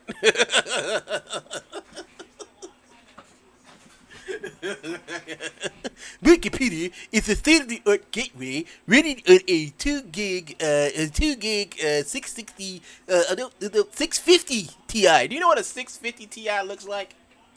Hold up. I can show you all what a 650 looks like. And when you see, I had a 660 Ti. I found 2 other times when Joe threatened that you better not come up to his driveway. Guess you better not come up his driveway. He upgraded to an obsolete card. Yes, he did. They don't even make them no more. So listen here, folks. For the person who's supposed to be the leader of motion capture, the world's leader of motion capture. Let me tell you, folks, he's using the obsolete what's he doing? The Gateway Dell computer. He's using the 2 gig. He's using a 2 gigabyte graphics card. He's using also Xbox Connect. Don't know what version. If he's lucky, if you actually spend the money, he probably got an Xbox Connect version too. And he's also using iPod, which nobody really uses anymore. I used to have a 660. Yeah, I had a 660 Ti. That was a long time ago. I upgraded to a 980, but I used my 660 Ti to run the soft cloth simulations inside of Iclone, and that's how I was able to move so fast with my 980. I was able to work faster with that because when it was just 980 by itself and it had to do the collisions and the graphics and stuff like that, my computer moved slow. So when I put the 660 in there, the 660 Ti, and just had it only do the simulations, it ran faster. Is he still on AGP or has he moved up on the PCI? The card he has is like, I don't even think it's PCI Express 2. I think it's like PCI Express, the first version of it. So he's not getting a lot of power. It's not a lot of power going to that card. To that card, it's a small ass card, folks. I can show you. We can go over here to what's the name of that? Amazon. It's GTX, right?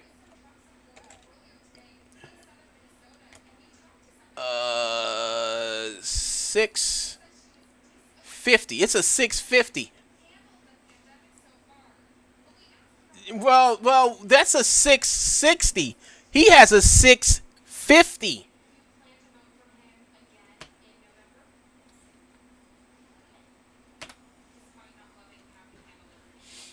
Here it is, 650. There it is. It's an option. They don't make this card no more. Look at it.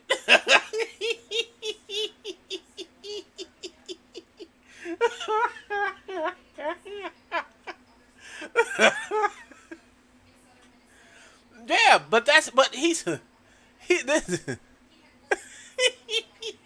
actually he has a 660. He has a 660 Ti. So this is a 660 Super. I have a 660 Ti. I have a 660 Ti, and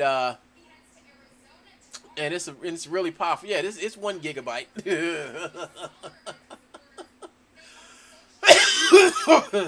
But I bought that card a long time. I bought that card like back in 2012, 2013.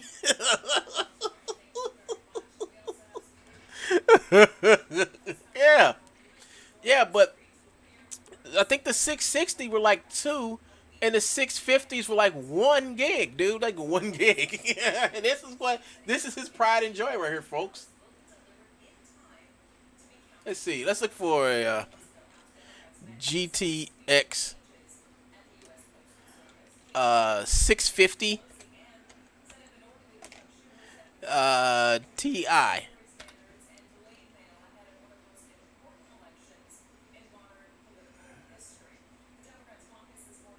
I see a 1050. Let's see. Let's look at a 650 Ti. Here's a 650 right here. It's a 750. Oh, here it is. Here it is. Here it is.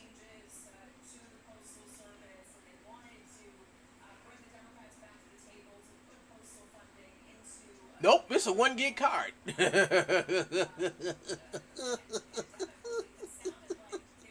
This is the card that he has right here. This is what he has right here, folks. It's a 650 Ti, 1 gig. Cards are 8 gigabytes. He says it right here, folks. He says it right here. Was it in this one? Yeah, here he is. To a 650 Ti GT. I haven't repeated that to you all again. Here he is. Although, I don't know if this has been updated yet.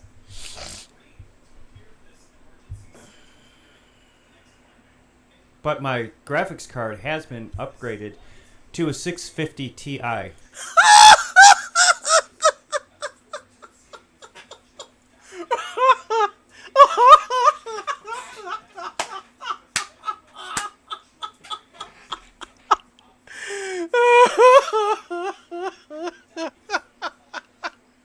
Here it is, folks. Here it is. Here it is, folks. That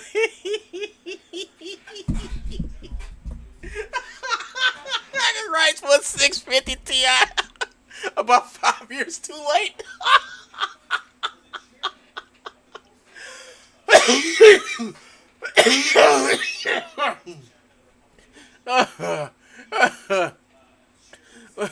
The 7s have come out. The 9s have come out. The 10s have come out, and the last ones is the 20s. But now the 3s are about to come out, and this idiot's still stuck on this old ass technology. I got a 660 Ti. Like I said, I got a 660 Ti is laying right there on my mantle over there because it's called a relic. Yeah. $5 million company, folks.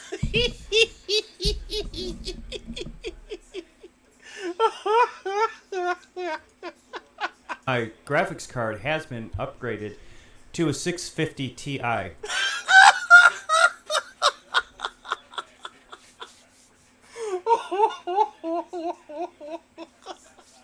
Todd, when you do your next movie, or plan to do your next movie, make sure you talk about the cutting edge technology used at Truebones Motions.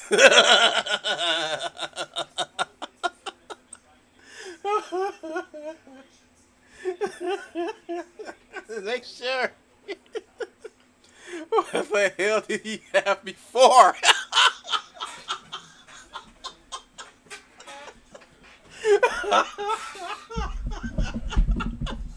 I think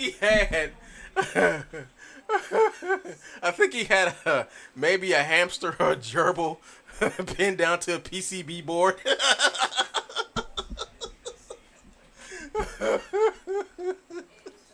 He's the only one I know who probably got an LCD screen lit up by candle.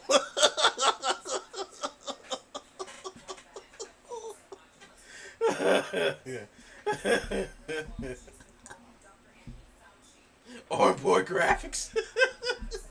We've also upgraded to a VGA port for our computer.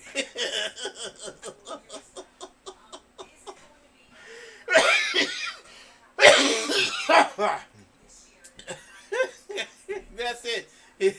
That's a. That's Joe, folks.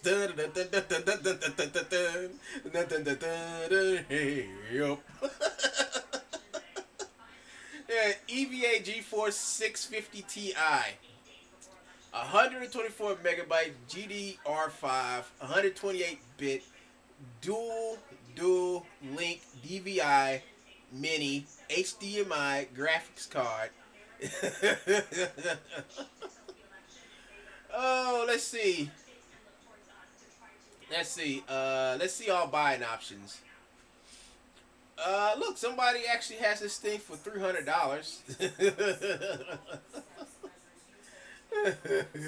Somebody has it for 100 used, very good.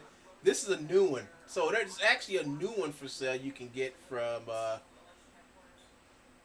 whoever the hell's selling this. I don't know. I think it's Amazon is selling this. HQ Tech. So someone out there has a brand new 650 Ti. So there you go, Joe. There's your backup. There's your backup, Joe. Like I was telling everybody else, you notice how Joe does these animations. Notice how he does these animations and he never has a background in them. It's because he's using that low-end, slow-ass card. That's why. If Joe puts a background in, suppose Joe wants to put a city or a building behind there, he probably couldn't do it because this card would take a long-ass time to render it out.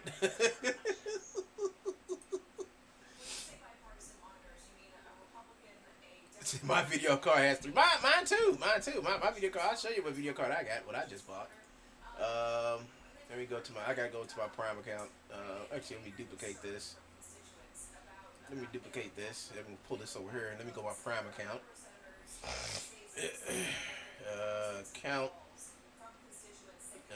Let's see, orders. I don't. Nope. Don't need no. Yep. Yeah, I'm glad I did this. I don't. Sure the hell don't want Joe knowing that. Let's see. That's the stuff I ordered recently. Wait a minute. No, I don't want to archive. Where's all my stuff at?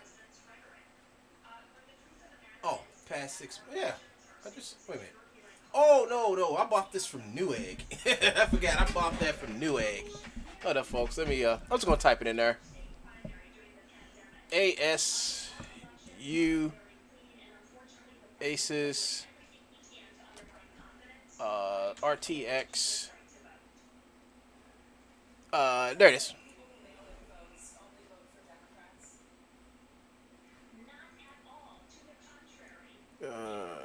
So here's the card that I bought, folks. Where is it? My video card. Hey, it's over a foot long and it's old, but not 650. I had a 980. 980 was the card I got before I upgraded to this. And I thought my card was old. I thought my 980 was old. And I upgraded to this. This the card I upgraded to. And this card costed me a lot of money. This card was expensive as I freaking get out.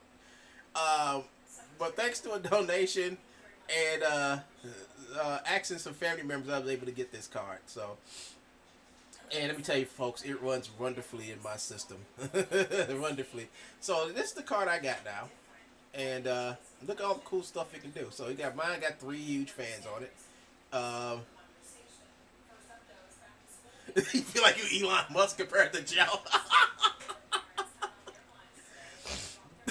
Better, faster, stronger, quiet, intelligent. Yeah. So I got this Asus Auto Extreme. You got this card with all this cool stuff. Outshine the competition. DirectX Ultimate. So so what's he on? DirectX what?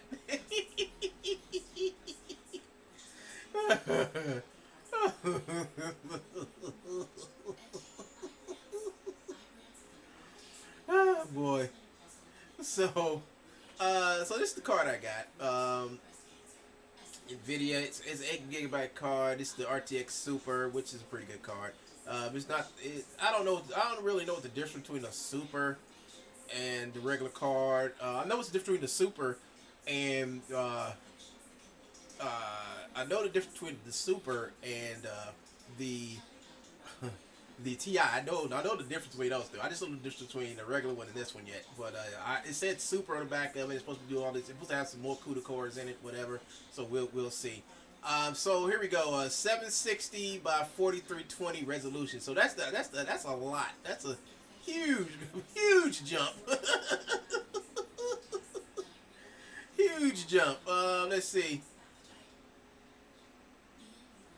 This card is so he's DirectX compatible. DirectX 11 compatible. Let's see something, folks. So this card is sold. It doesn't even. Yep, I figured so. It's regular PCI Express. It's not a PCI Express 2. So you can think about the computer he has. HDMI.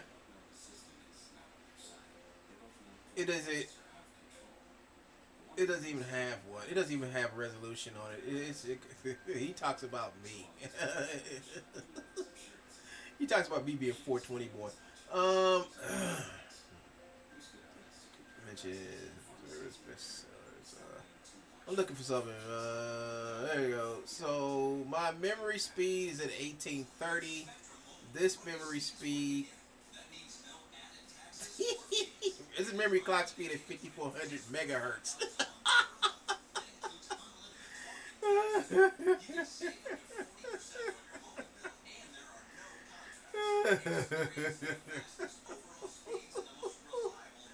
Oh my god. Yeah, I kind of figured so.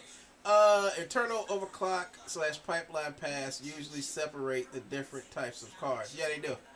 Asus makes a nice kit. My motherboard is Asus. Yeah, my motherboard is Asus too. I got a motherboard. I got an Asus motherboard. Got AMD. And I got Asus. I got an Asus motherboard. I got Asus. Asus. Asus freaking graphics card in here too. So, yeah. So, what can I say, folks? What more can I say? What more can I say? But my graphics card has been upgraded to a 650 Ti. I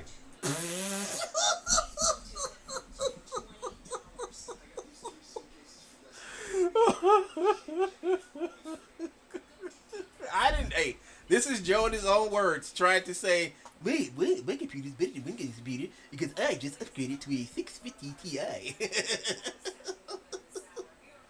Yeah, Joe. Yeah. Yeah. Joe just upgraded to this, folks. Do you think he paid someone else to upgrade it? Yes, he did, because Joe did a video saying, I just took my computer in to upgrade it. I just took my computer in to get it upgraded, and this is what I got. He did. He took his computer and get upgraded like maybe 6-7 months ago. And this is what he upgraded to, the GTX 650.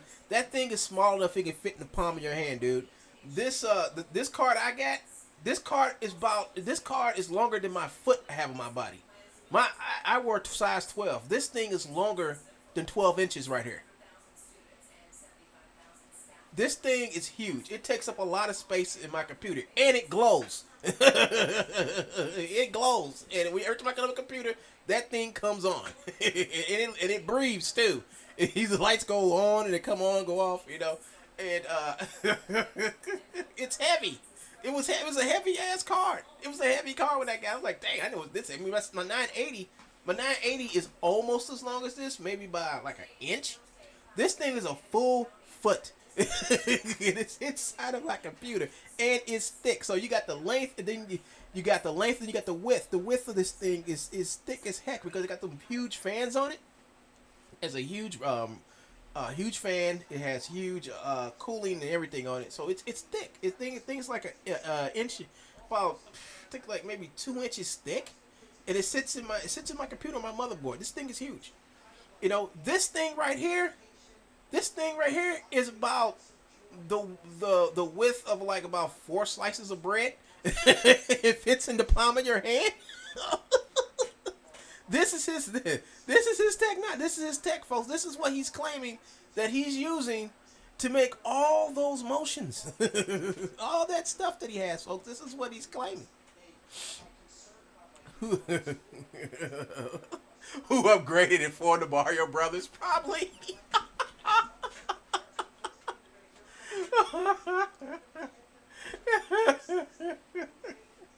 See, the thing about it is, Joe got all this software. So, okay, so I can run this.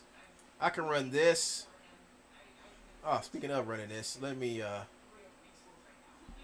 think I gotta generate a profile for. I gotta generate a profile for me real quick, folks. So let me do this. I won't have to do this later.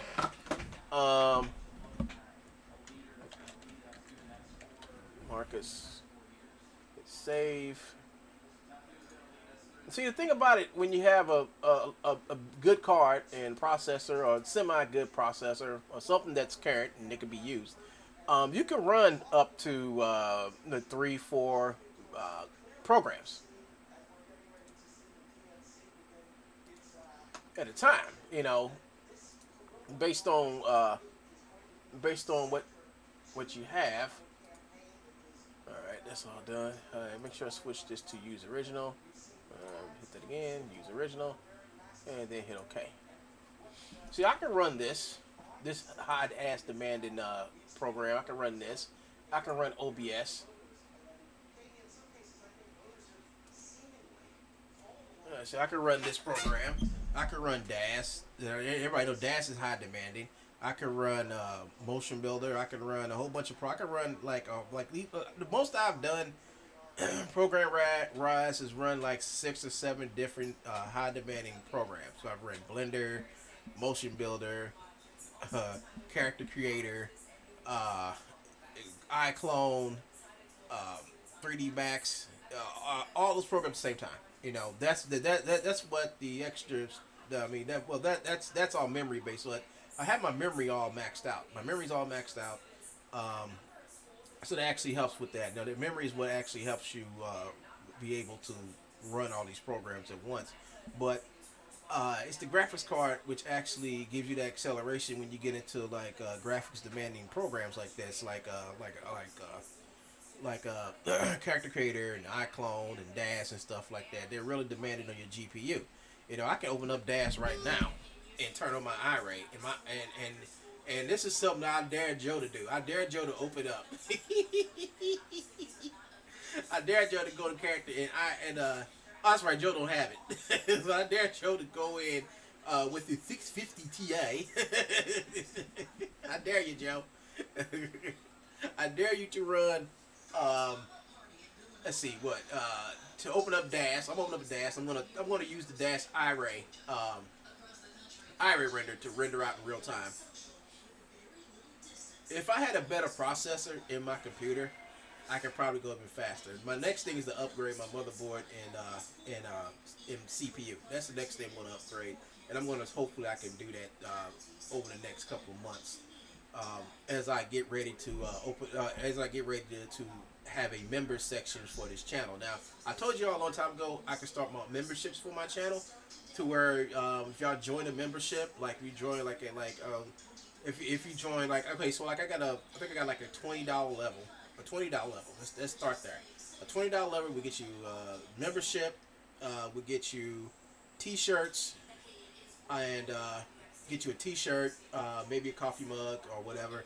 But I think at the lower tier you get a coffee mug. But if you go up to get a coffee mug with the penguin logo on it, and what else?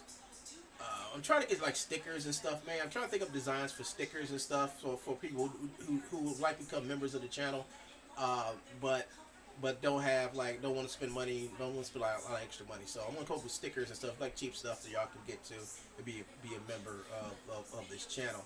And if you become a member, you also get free perks, like you get perks like be able to see animations I do. You get stuff like if I do like suppose I go in the blender and make an outfit for a character, you get that. You can get that as a member and stuff like that. So it'd be it's a whole bunch of stuff that I'm working with some people with to actually have a better 2021. You know, this is all we got this all planned out for 2021. So I'm gonna hit the connect button here, but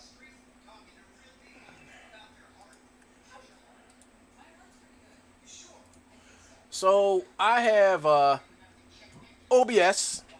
I have Character Creator running, and it's actually using the transform tool, so it's eating up resources.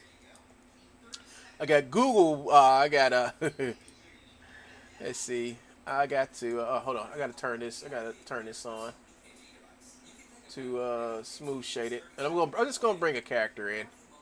It could be any character.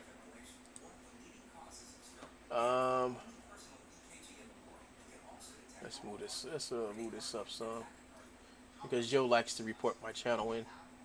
For he's doing nudity. He's doing nudity. Take his channel down. Take his video down. It's showing sexual nature. And he does that, folks. He watches my channel and waits for me to put something up. And if I'm like doing a character, and the character have to be naked or whatever, or it's just showing like slight nudity, not nudity in the way that you would think of like somebody doing it on purpose, you know. But the troll.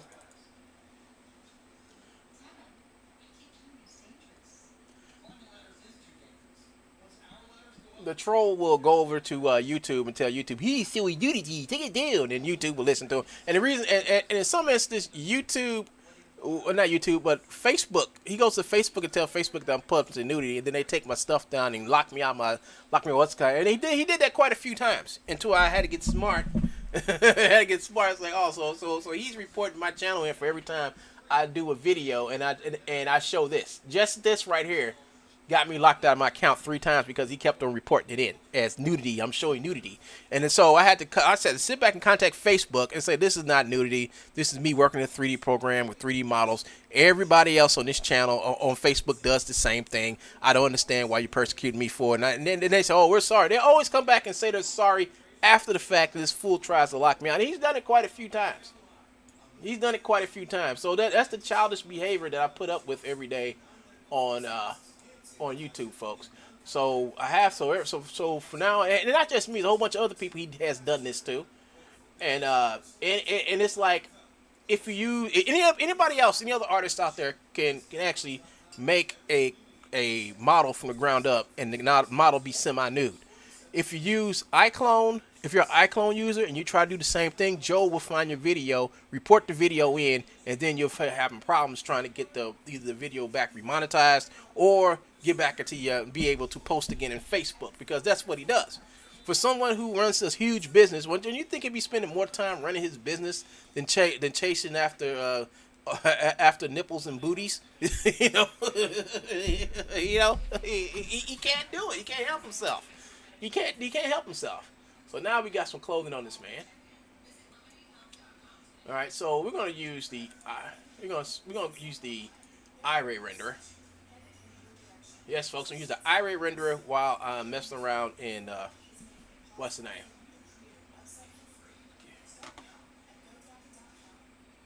Well, it's supposed to. The video iRay renderer. Go iRay renderer, go. Well, it's supposed to be rendering. Oh, it's rendering. There it is. You see.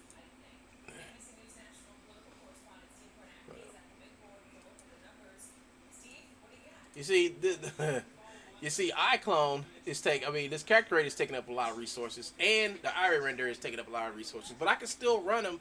I can run them now. There we go. See, there you go.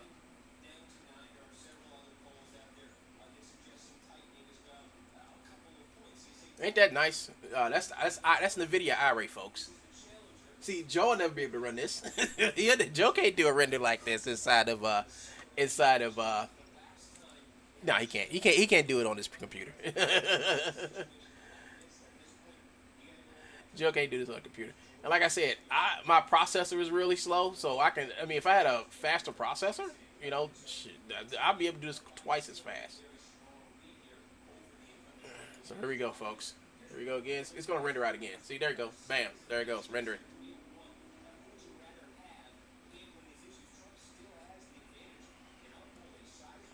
And I can make him look just like this inside of Character Creator too. I tell you what, this Irie render is no joke. It's wonderful. It's wonderful when you're in DAS. You know, I don't know about I mean, I just have this thing about buying the Irie renderer for Iclone. I just got this thing because I'm like, the irony is that I have a video of Joe showing graphics drawn images on Gumroad, Fortnite related porn. I think it was. Oh, obviously, he took the video down. You know, Joe showing graphics images. Yeah, folks. Yeah, so this is my card, and I think I can go right over here to my render settings, and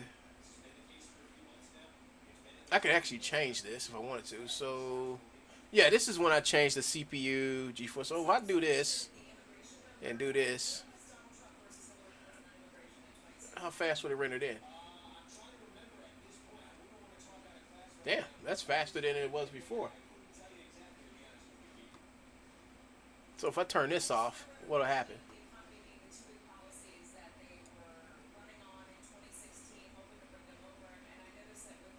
So if I turn this off, if I turn this off, what would happen then? Will it go? It won't do nothing because I turned off everything.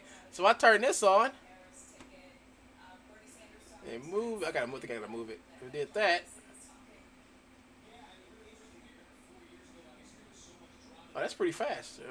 This is just the 27 by itself without the CPU. But if I hit this and hit this, oh, actually, let's turn this off. There we go. Wow, that was quick.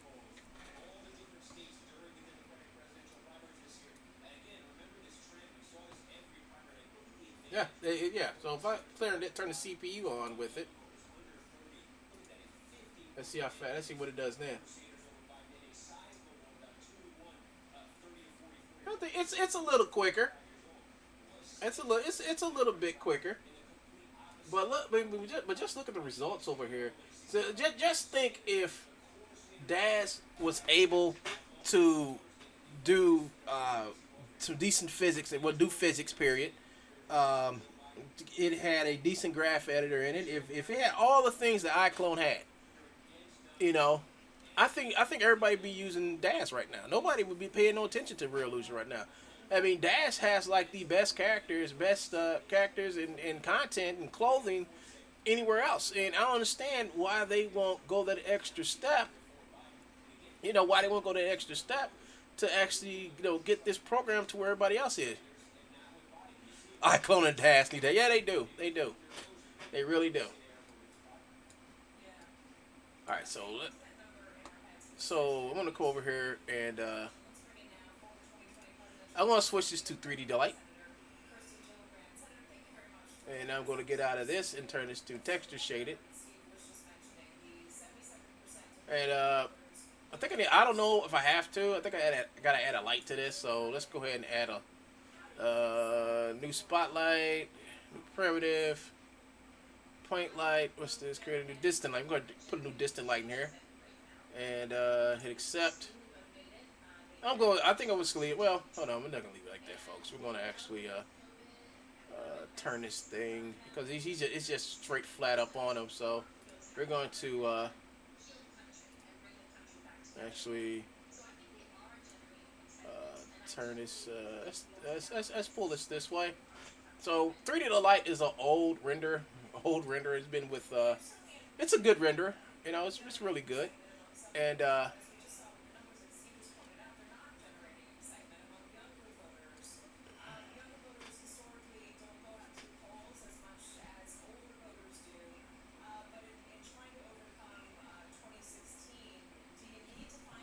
Hold on. I think okay. So it's It's going as fast as it possibly can.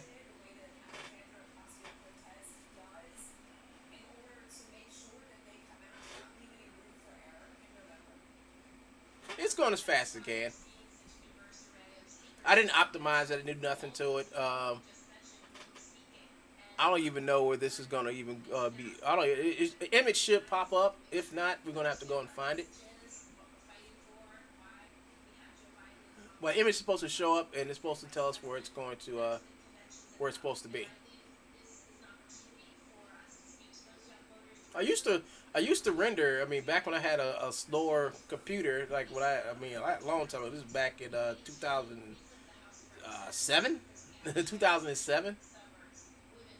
Yeah, so you can see this is 3D to light. This is what Iclone can do right now.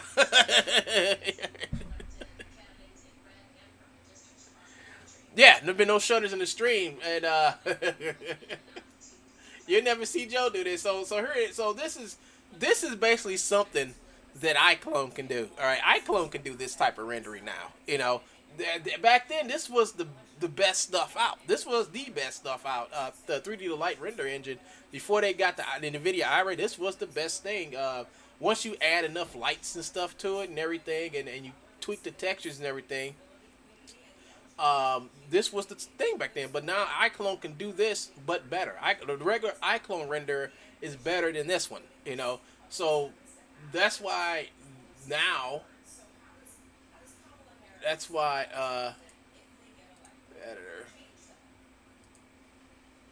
That's why now that's why now they do Iray.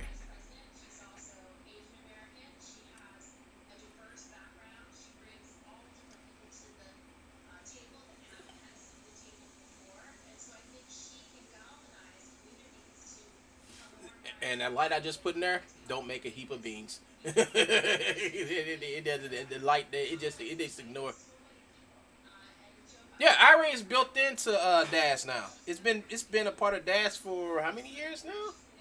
It's been part of DAS for like the last 4 years, 4 or maybe 3.5, maybe 4 years now.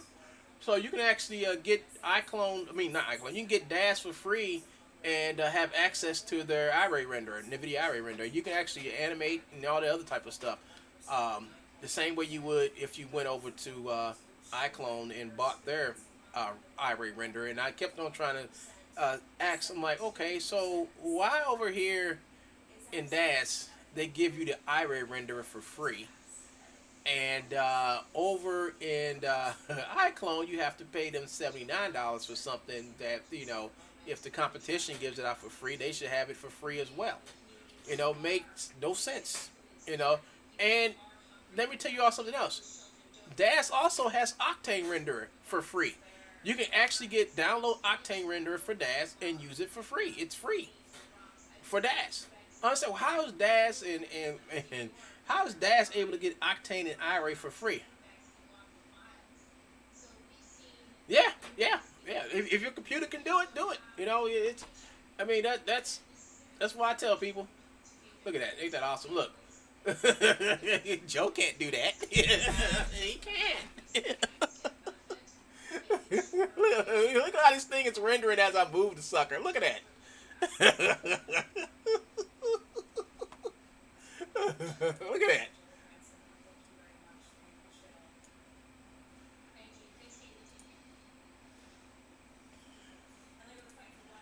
Let me show you something let me show y'all something else cool. Hold on, I'm gonna show y'all some more cool stuff. Switches.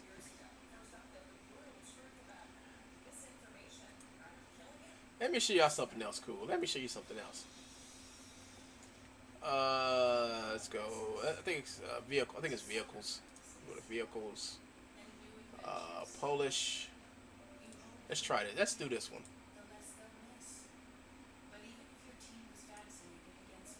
Let's pull this out, folks. Watch this. Watch this ship I'm about to pull in here.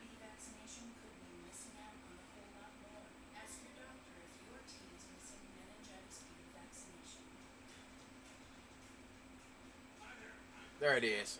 Watch this, folks.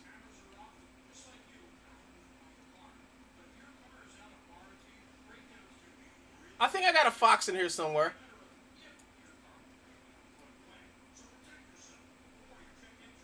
Whoops.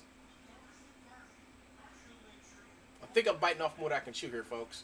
Hold up. Oh, there it is.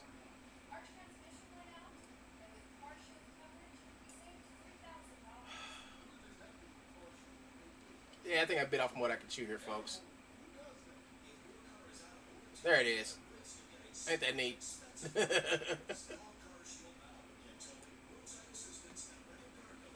Look at this shit. There we go. I think that's a good angle for it. Look at that shit. Look at that. Look at that. That is awesome. Let me see what I can do about a fox.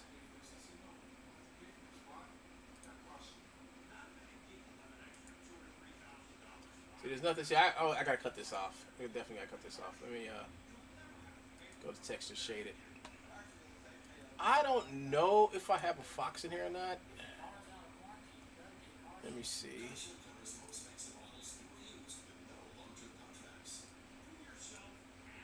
I might have a bunny girl here. I don't know if I have a fox.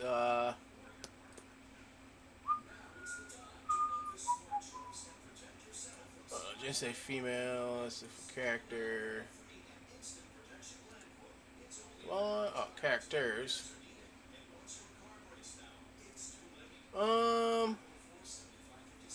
I know I forgot I had this.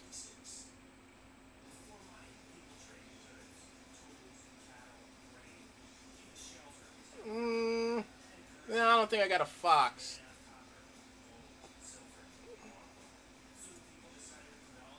Because that's something I'm gonna have to look for. So let's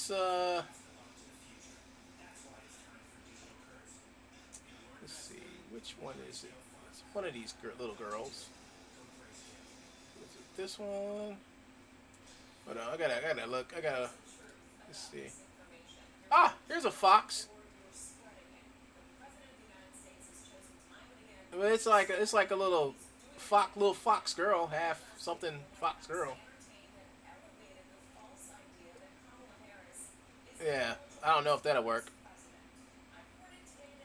Yeah, that's I don't know if that'll work for what your intentions and purposes is. I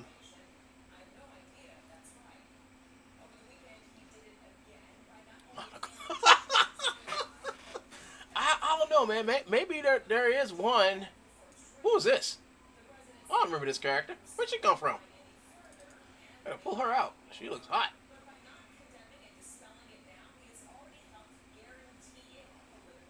A transgender fox. Joe would like that.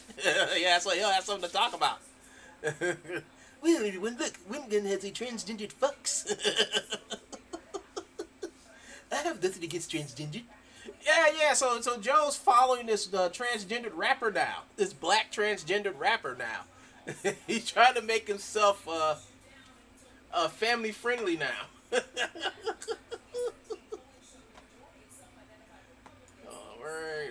Where is the character at? Oh, there she is. All right, I see her. All right, so here's the character. Don't worry about it. Ain't no skin showing. I gotta put some clothes on her. Yeah, all you see is just a mannequin, folks. Look at that one goon showing porn again. Look at one goon. Look at the wounded goon. Let me find an outfit for her. Let me find something. Cyber Siren outfit. Oh, I know what that is. What's this one? This looks odd. Is there any?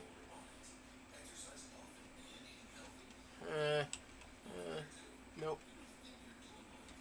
Yukata, no. Nope. What's this? Nope. Nope. Looking for something. Nope. Nope. Nope. Nope. What's this? Oh, more D-Force crap. I hate D-Force. I don't use it. What's this? Urban adventure outfit. Nope. Girls uniform. Ah, here we go. We'll put this on her. Schoolgirl outfit.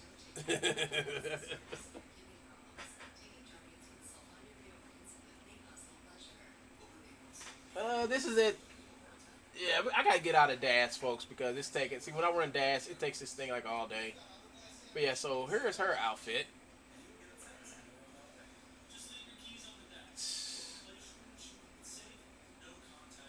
I don't know. Something's wrong with the outfit, as you can see. I was sticking to her, so this might not be the best thing to put on her. So I'm just gonna delete that. Like I said, folks, there's nothing here. Oh, because I think it was demo. Shit. Hold up, folks. Atlas.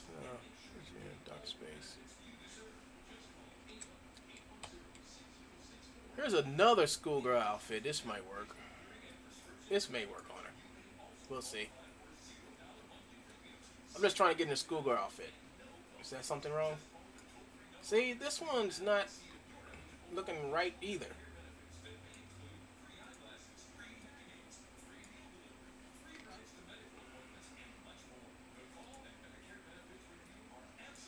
Alright, let's dress her up. JK suit. Let's dress her up some more.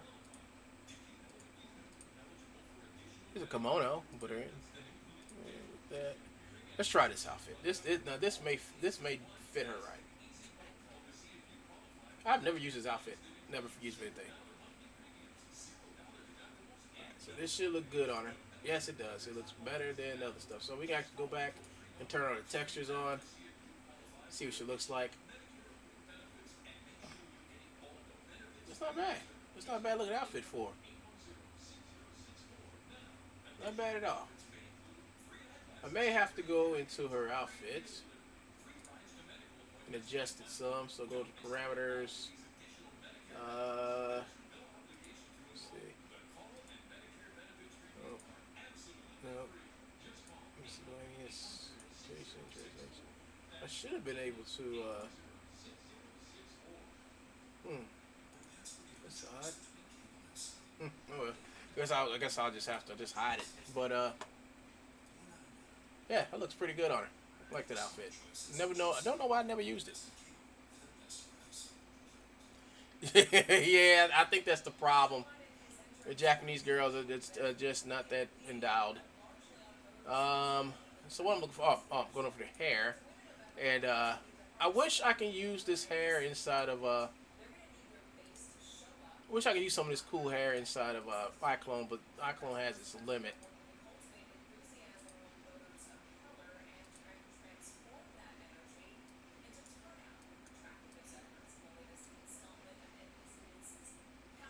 Oh, this is D-Force. I'm just gonna delete that. I didn't know it was D-Force hair. D-Force has hair in here now. I don't care too much for. More D-Force hair, more D-Force hair, more D-Force hair. No. Ponytail. No. Nope. Canadian hair, cool. Yeah. Layer, nope. Nope. Nope. Nope. Oh, here we go.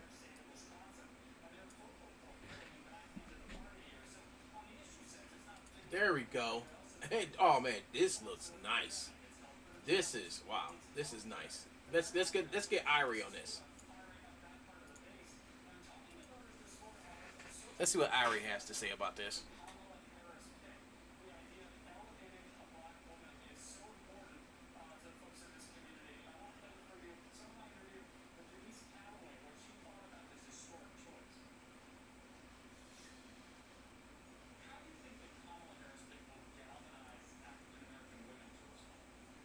Oh, that looks, dude, that's a nice looking character, man. That's nice.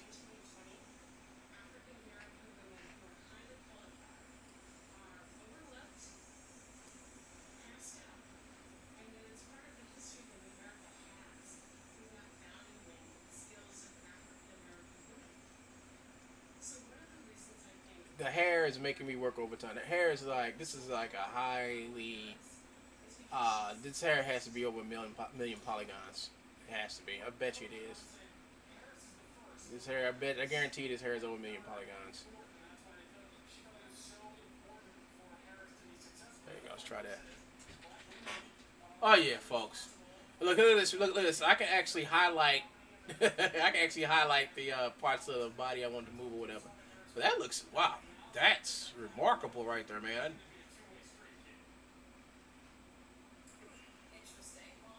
Oh, she got some latex and leather deal going. You can tell that the suit, like the part of her arms, are like some type of like shiny type of leather, and then when it comes down to her body, like around her boobs and around her around the rest of her body, you can tell it's like 3 different types of textures on the leather.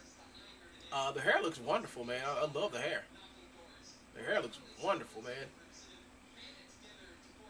Yeah, this is real nice. I mean, heck, I think about bringing her into what's that? Because I know, because I watched Solomon Jawa videos on how he was able to get the black people's skin to look real good in your renders for Iclone. And I've been following his tutorials on how to enhance your skin tones and been going there and playing with Skin Gen. And you can actually get your characters to look just like this. You know what? It's an Iclone. Yeah. But you know, we will save her though. We will save her. We'll save as a scene.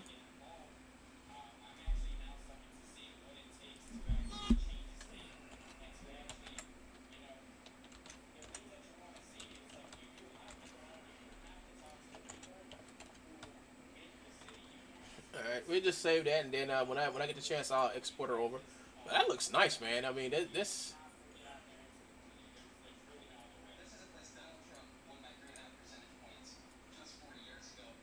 Yeah, let me pull this around here. I mean, this. The iRay is really good, folks. iRay, you can do some really good renders with iRay. Yeah. How's it going, Daddy Cool? Long time no see. Long time no see.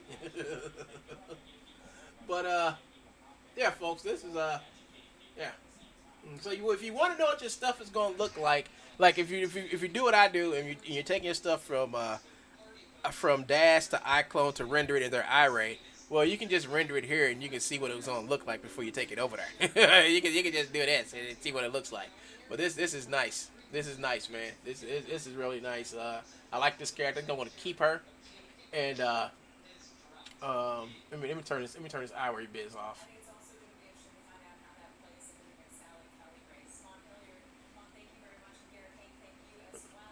Corona's keeping you busy, eh?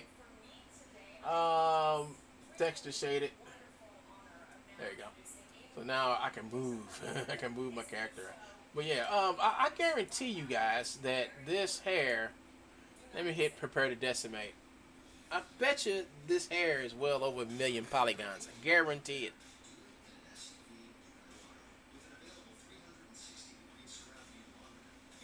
Or it's some astronomical polygon count that I can't bring it. I mean, I would love to bring this hair inside of an Iclone, but I doubt if I can bring it in because it's probably some really mega polygon. So I'm trying to decimate her out on it now to see, what's the polygon count in this hair, and see how far down I can take the polygons until it's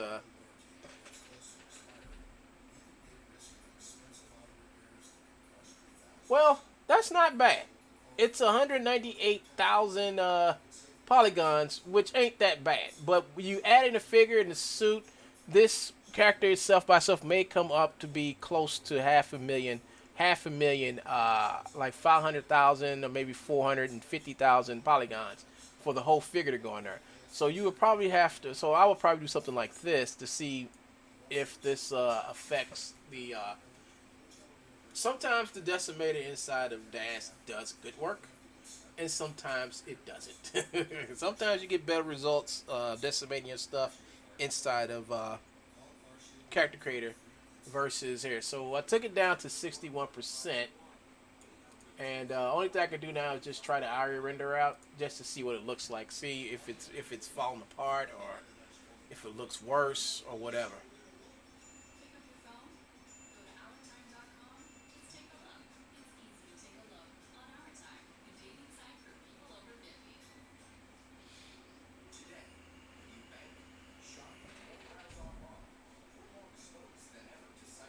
Actually, it held up, folks. It's down to 121,000 polygons. Oh, okay. Yeah, you're gonna be busy. So, yeah. So we could probably take her hair down some more. So let me get out of IRA. And do I still got my music playing in the background? No, it's not. Okay, good. So we got it here. It's 61%. So let's go ahead and take this down to. Let's take it to about right there. Let's see what happens. Because the lower the resolution we can get her in to the lower the polygons resolution we can get without it totally collapsing on us, it would be cool.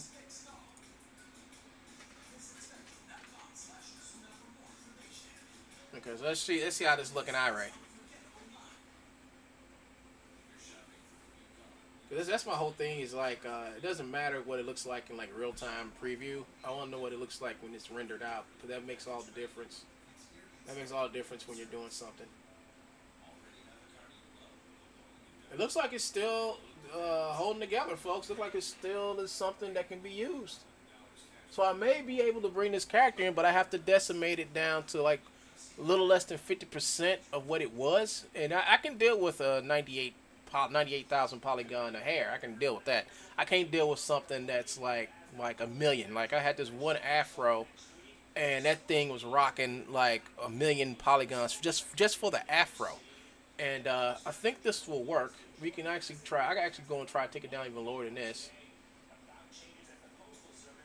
So let's go into texture shade. So let's go ahead and take this down some more. Let's try to take it down. We're going low, pretty low. We're going close to 50% here. Well, we're going lower than 50% now. It's at 32%, and her hair looks fine.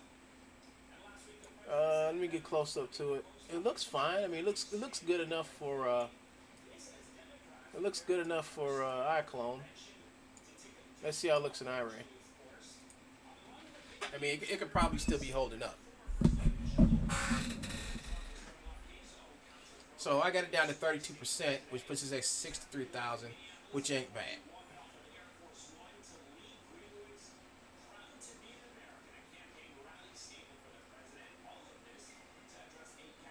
It still looks good, folks. It still looks good. So we triangulated the mesh all the way down to 32% of what it originally was at 100%. At 100%, we had it at what somewhere over 200,000 polygons, triangles, whatever you want to call it. And now we got it all the way down to 68,000, which ain't bad, you know, for Dad's hair inside of Iclone. I've had higher resolution mesh in Dad's. And the thing about it is, when you take these hair meshes down, they look awful after a while, you know. So most of the time, I will come into here and and take Dad's hair and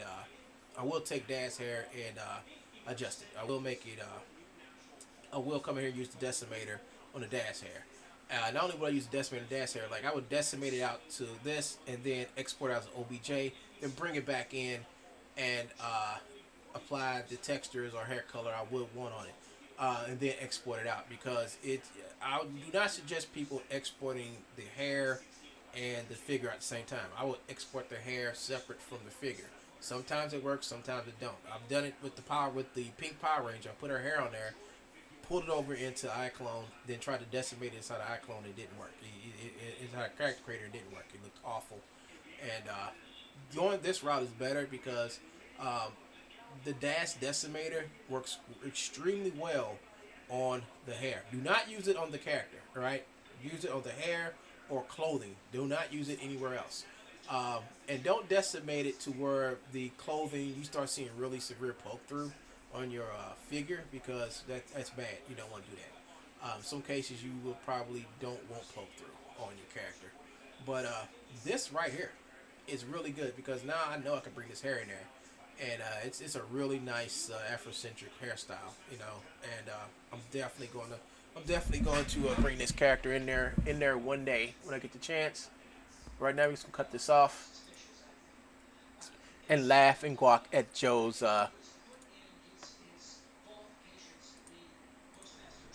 But my graphics card has been upgraded to a 650 Ti.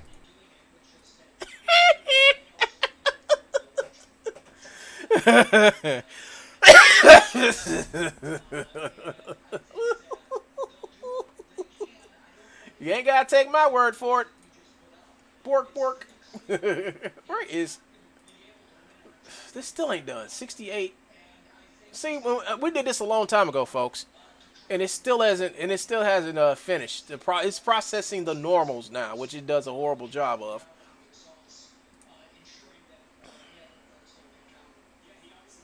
But I'm just bringing in the dragon guy. So I guess I've been on for like 2.5 hours. So I'll tell you guys what I'm going to do is that I'm going to take a break, and do some other stuff. And then, I'm going to take a break from streaming for today. And I'll probably catch up with you guys either tomorrow or maybe later on tonight. But the whole thing about this, before we get to the motion builder stuff, I want to get all the characters done and finished. So I'm going to have to go back and do them again, because as you can see, oh, look at this. Look at this. Something happened.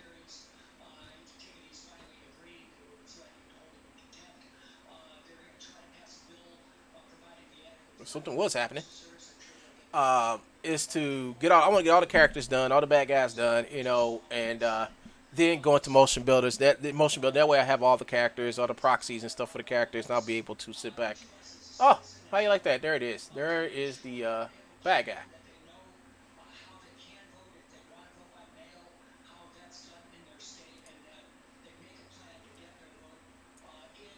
So here's the bad guy. They're gonna be fighting.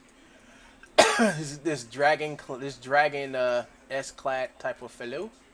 Let me try this. Let me try something real quick. Okay, cool. I was hoping that good. It came out pretty good. Let me go in the scene. Take this off. And here it is, folks. So as you can see, his eyes didn't come. I don't know why it does this, but the guy's eyes didn't come in. All right. So I see that's the problem. And what I do is go to content, and then I go over to template. I click on this little button, whatever the heck that is. I don't know. It's just the two people standing. I click on the eyes, and I just choose the eye color over here. I might let's go with this.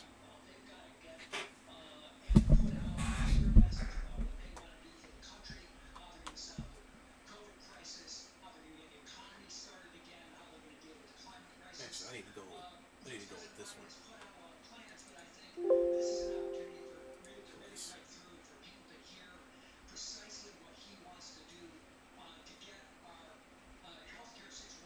I think I can change the color of his eyes, but I'll worry about that later. But I can actually come in here and choose, maybe choose this one, and just material only with this one. And it'll change the materials. It'll be the newer eyes, but there you go. See, that looks better. And I can come over here and I have to click on this. And then I have to click on enhance the eyes and hit create. And it's going to actually enhance the eyes. Which this is some neat stuff. This skin gen is actually the CC3 plus characters, and the skin gen is freaking awesome, dude. It's the most coolest. There you go. Look what it did to the eyes. The eyes look so freaking well. I mean, look at his skin, and we can actually do some enhancements to his skin. Actually, I'm gonna do some enhancements to his face. I'm gonna put some more scars and stuff on him as soon as I figure out how to do it. But I know somebody got a tutorial on it. But we can actually make his skin, because actually his skin is a little bit darker. If you activate this right here. All right, get us a minute. I'm activating the skin gen right now. Now here's the other thing. I can actually do the same thing without using skin gen on this. I can use the just the regular materials, but it's the whole thing. They got the subsurface scattering and all that stuff included in to the CC3 character. But if you got like the CC characters before this one, it's like the CC3 or whatever. I don't know if it works on the CC3 characters, but this is the CC3 plus character. As you can see, we got a black man here. We're gonna click onto this. And we're going to come down here to his parameters. So you got I don't think I'll mess with this, the global settings. I think I'll come down here and mess with the color ID for the head, and you can actually push this way to make him more light skinned, or you can push him this way, make it a little darker. I want something like right about here, which makes me almost where he was to begin with. But we can actually push his skin color tone up just a little bit lighter, right? Then we can come down here and skip this, go to roughness, and this right here is gonna give his skin that little gleam. And then you can hit the contrast. The contrast will do something too, like you did this contrast to the skin. And then you can go down here to the metallic, and you can play around with this. I think I'll do that with the skin. And then you can hit the contrast to play with it some more. Alright. Then you want to probably come down to the lips right here. And near the lips base color right here. I might won't mess with that much. You pull that down, make it a little darker, like right there. That's nice. That's pretty cool. Color balance, skip that. Here's the roughness right here, so we can actually come in here and mess with that. Give a little gleam right there, and mess with the metallic a little bit too. And we actually hit the contrast on this. There, it looks real nice. It looks really nice. I mean, this is the. Can I just ask you something about Patreon? What you need to ask me about Patreon? Trying to get your channel, get your thing on Patreon. See, then they got stuff for tear ducts and stuff like that. But this looks incredibly nice. And then what you do is you come over here, and all the stuff you did on the face, once you hit like the body, it transfers over to everything. You know that I joined you when you got on my Patreon profile. Does Patreon show you as Patreon artist who else I am also supporting just in terms of you know that I joined you.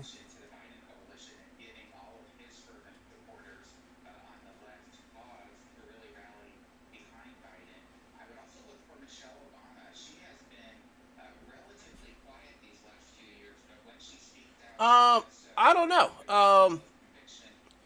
When somebody joins me on Patreon, or I join somebody else's Patreon, I don't know if somebody can see that. I don't know if somebody can see me on your Patreon, and I don't know if anybody can see you on my Patreon. People just know that I have patrons, and I think it's up to the person who has the Patreon to actually put out there who's their contributors. You know.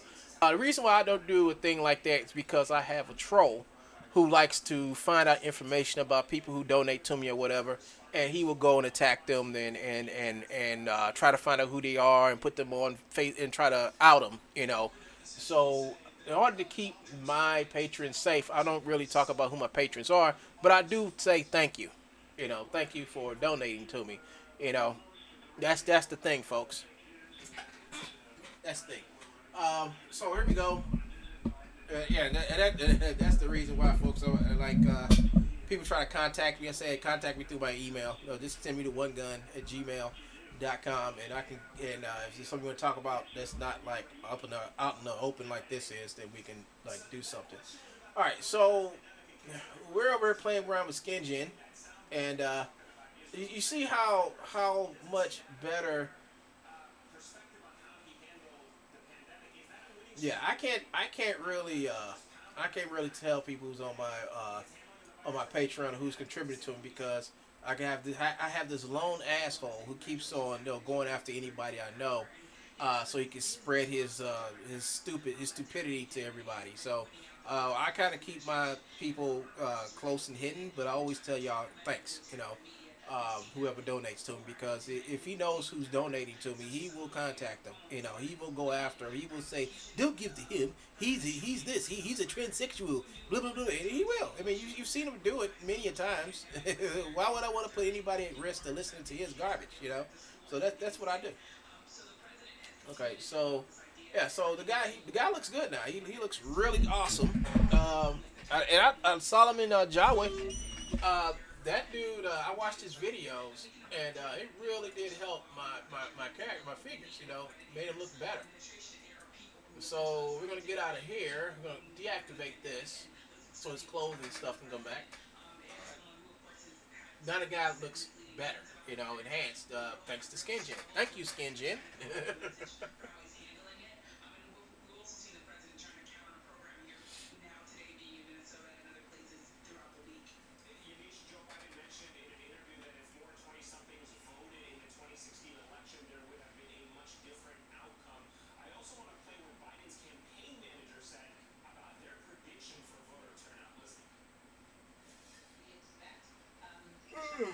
There we go.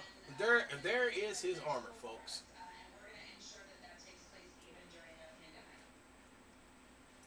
So there he is. So coolest thing about this is he has his cloth back here. I can turn it into soft cloth. That would be freaking awesome right there. He got this really cool ass sphere too. So he got this really cool sphere which has some really nice detailed textures on it. Look at that. Look at that, folks. And I also can do this. Since I know the creator,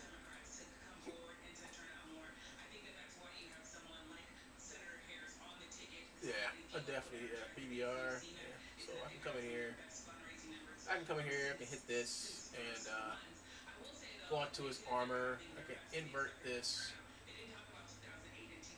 Whoops, didn't mean to do that. Not on that. I meant to invert this. Invert this. Invert that. And I come over to this. And make that look more metallic. Make it a little more shinier. Do the same thing with this.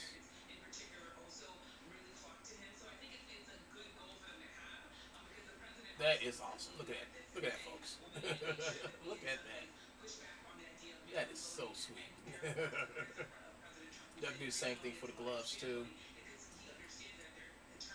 These are he looks like an Aquaman, don't he?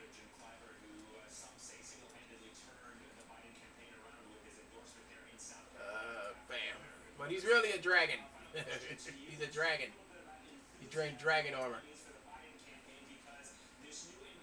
So close that, and then I'll go over here and click on his head, his helmet.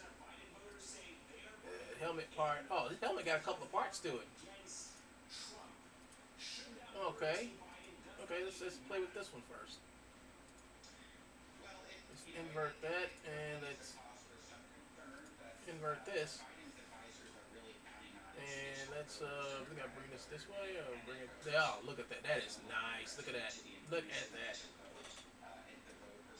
That is. Look at that. This is looking really nice, dude. I think he's gonna be a really good bad guy.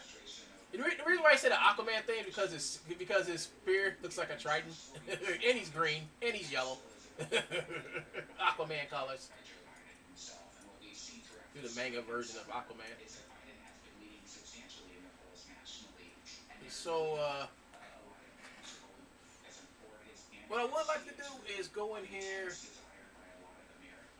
and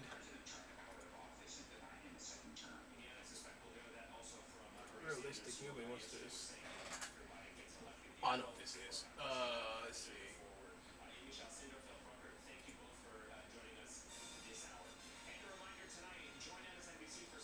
See, they got all these. See, this is the new stuff, I think.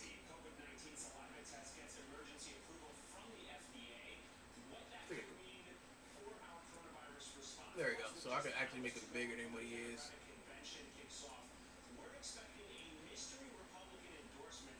There we go. I always wanted to make the guy bigger. He used to be a bad guy. But yeah, just wait till I get to this part and make that soft cloth. That's gonna be awesome. Yeah,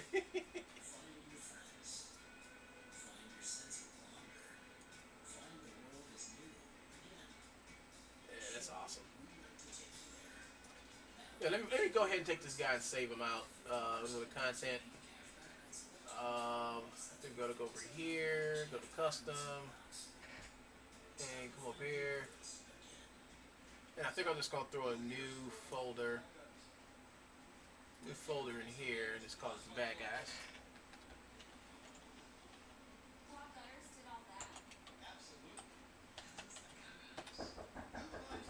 All right, folks. I'm gonna take a break. Be right back.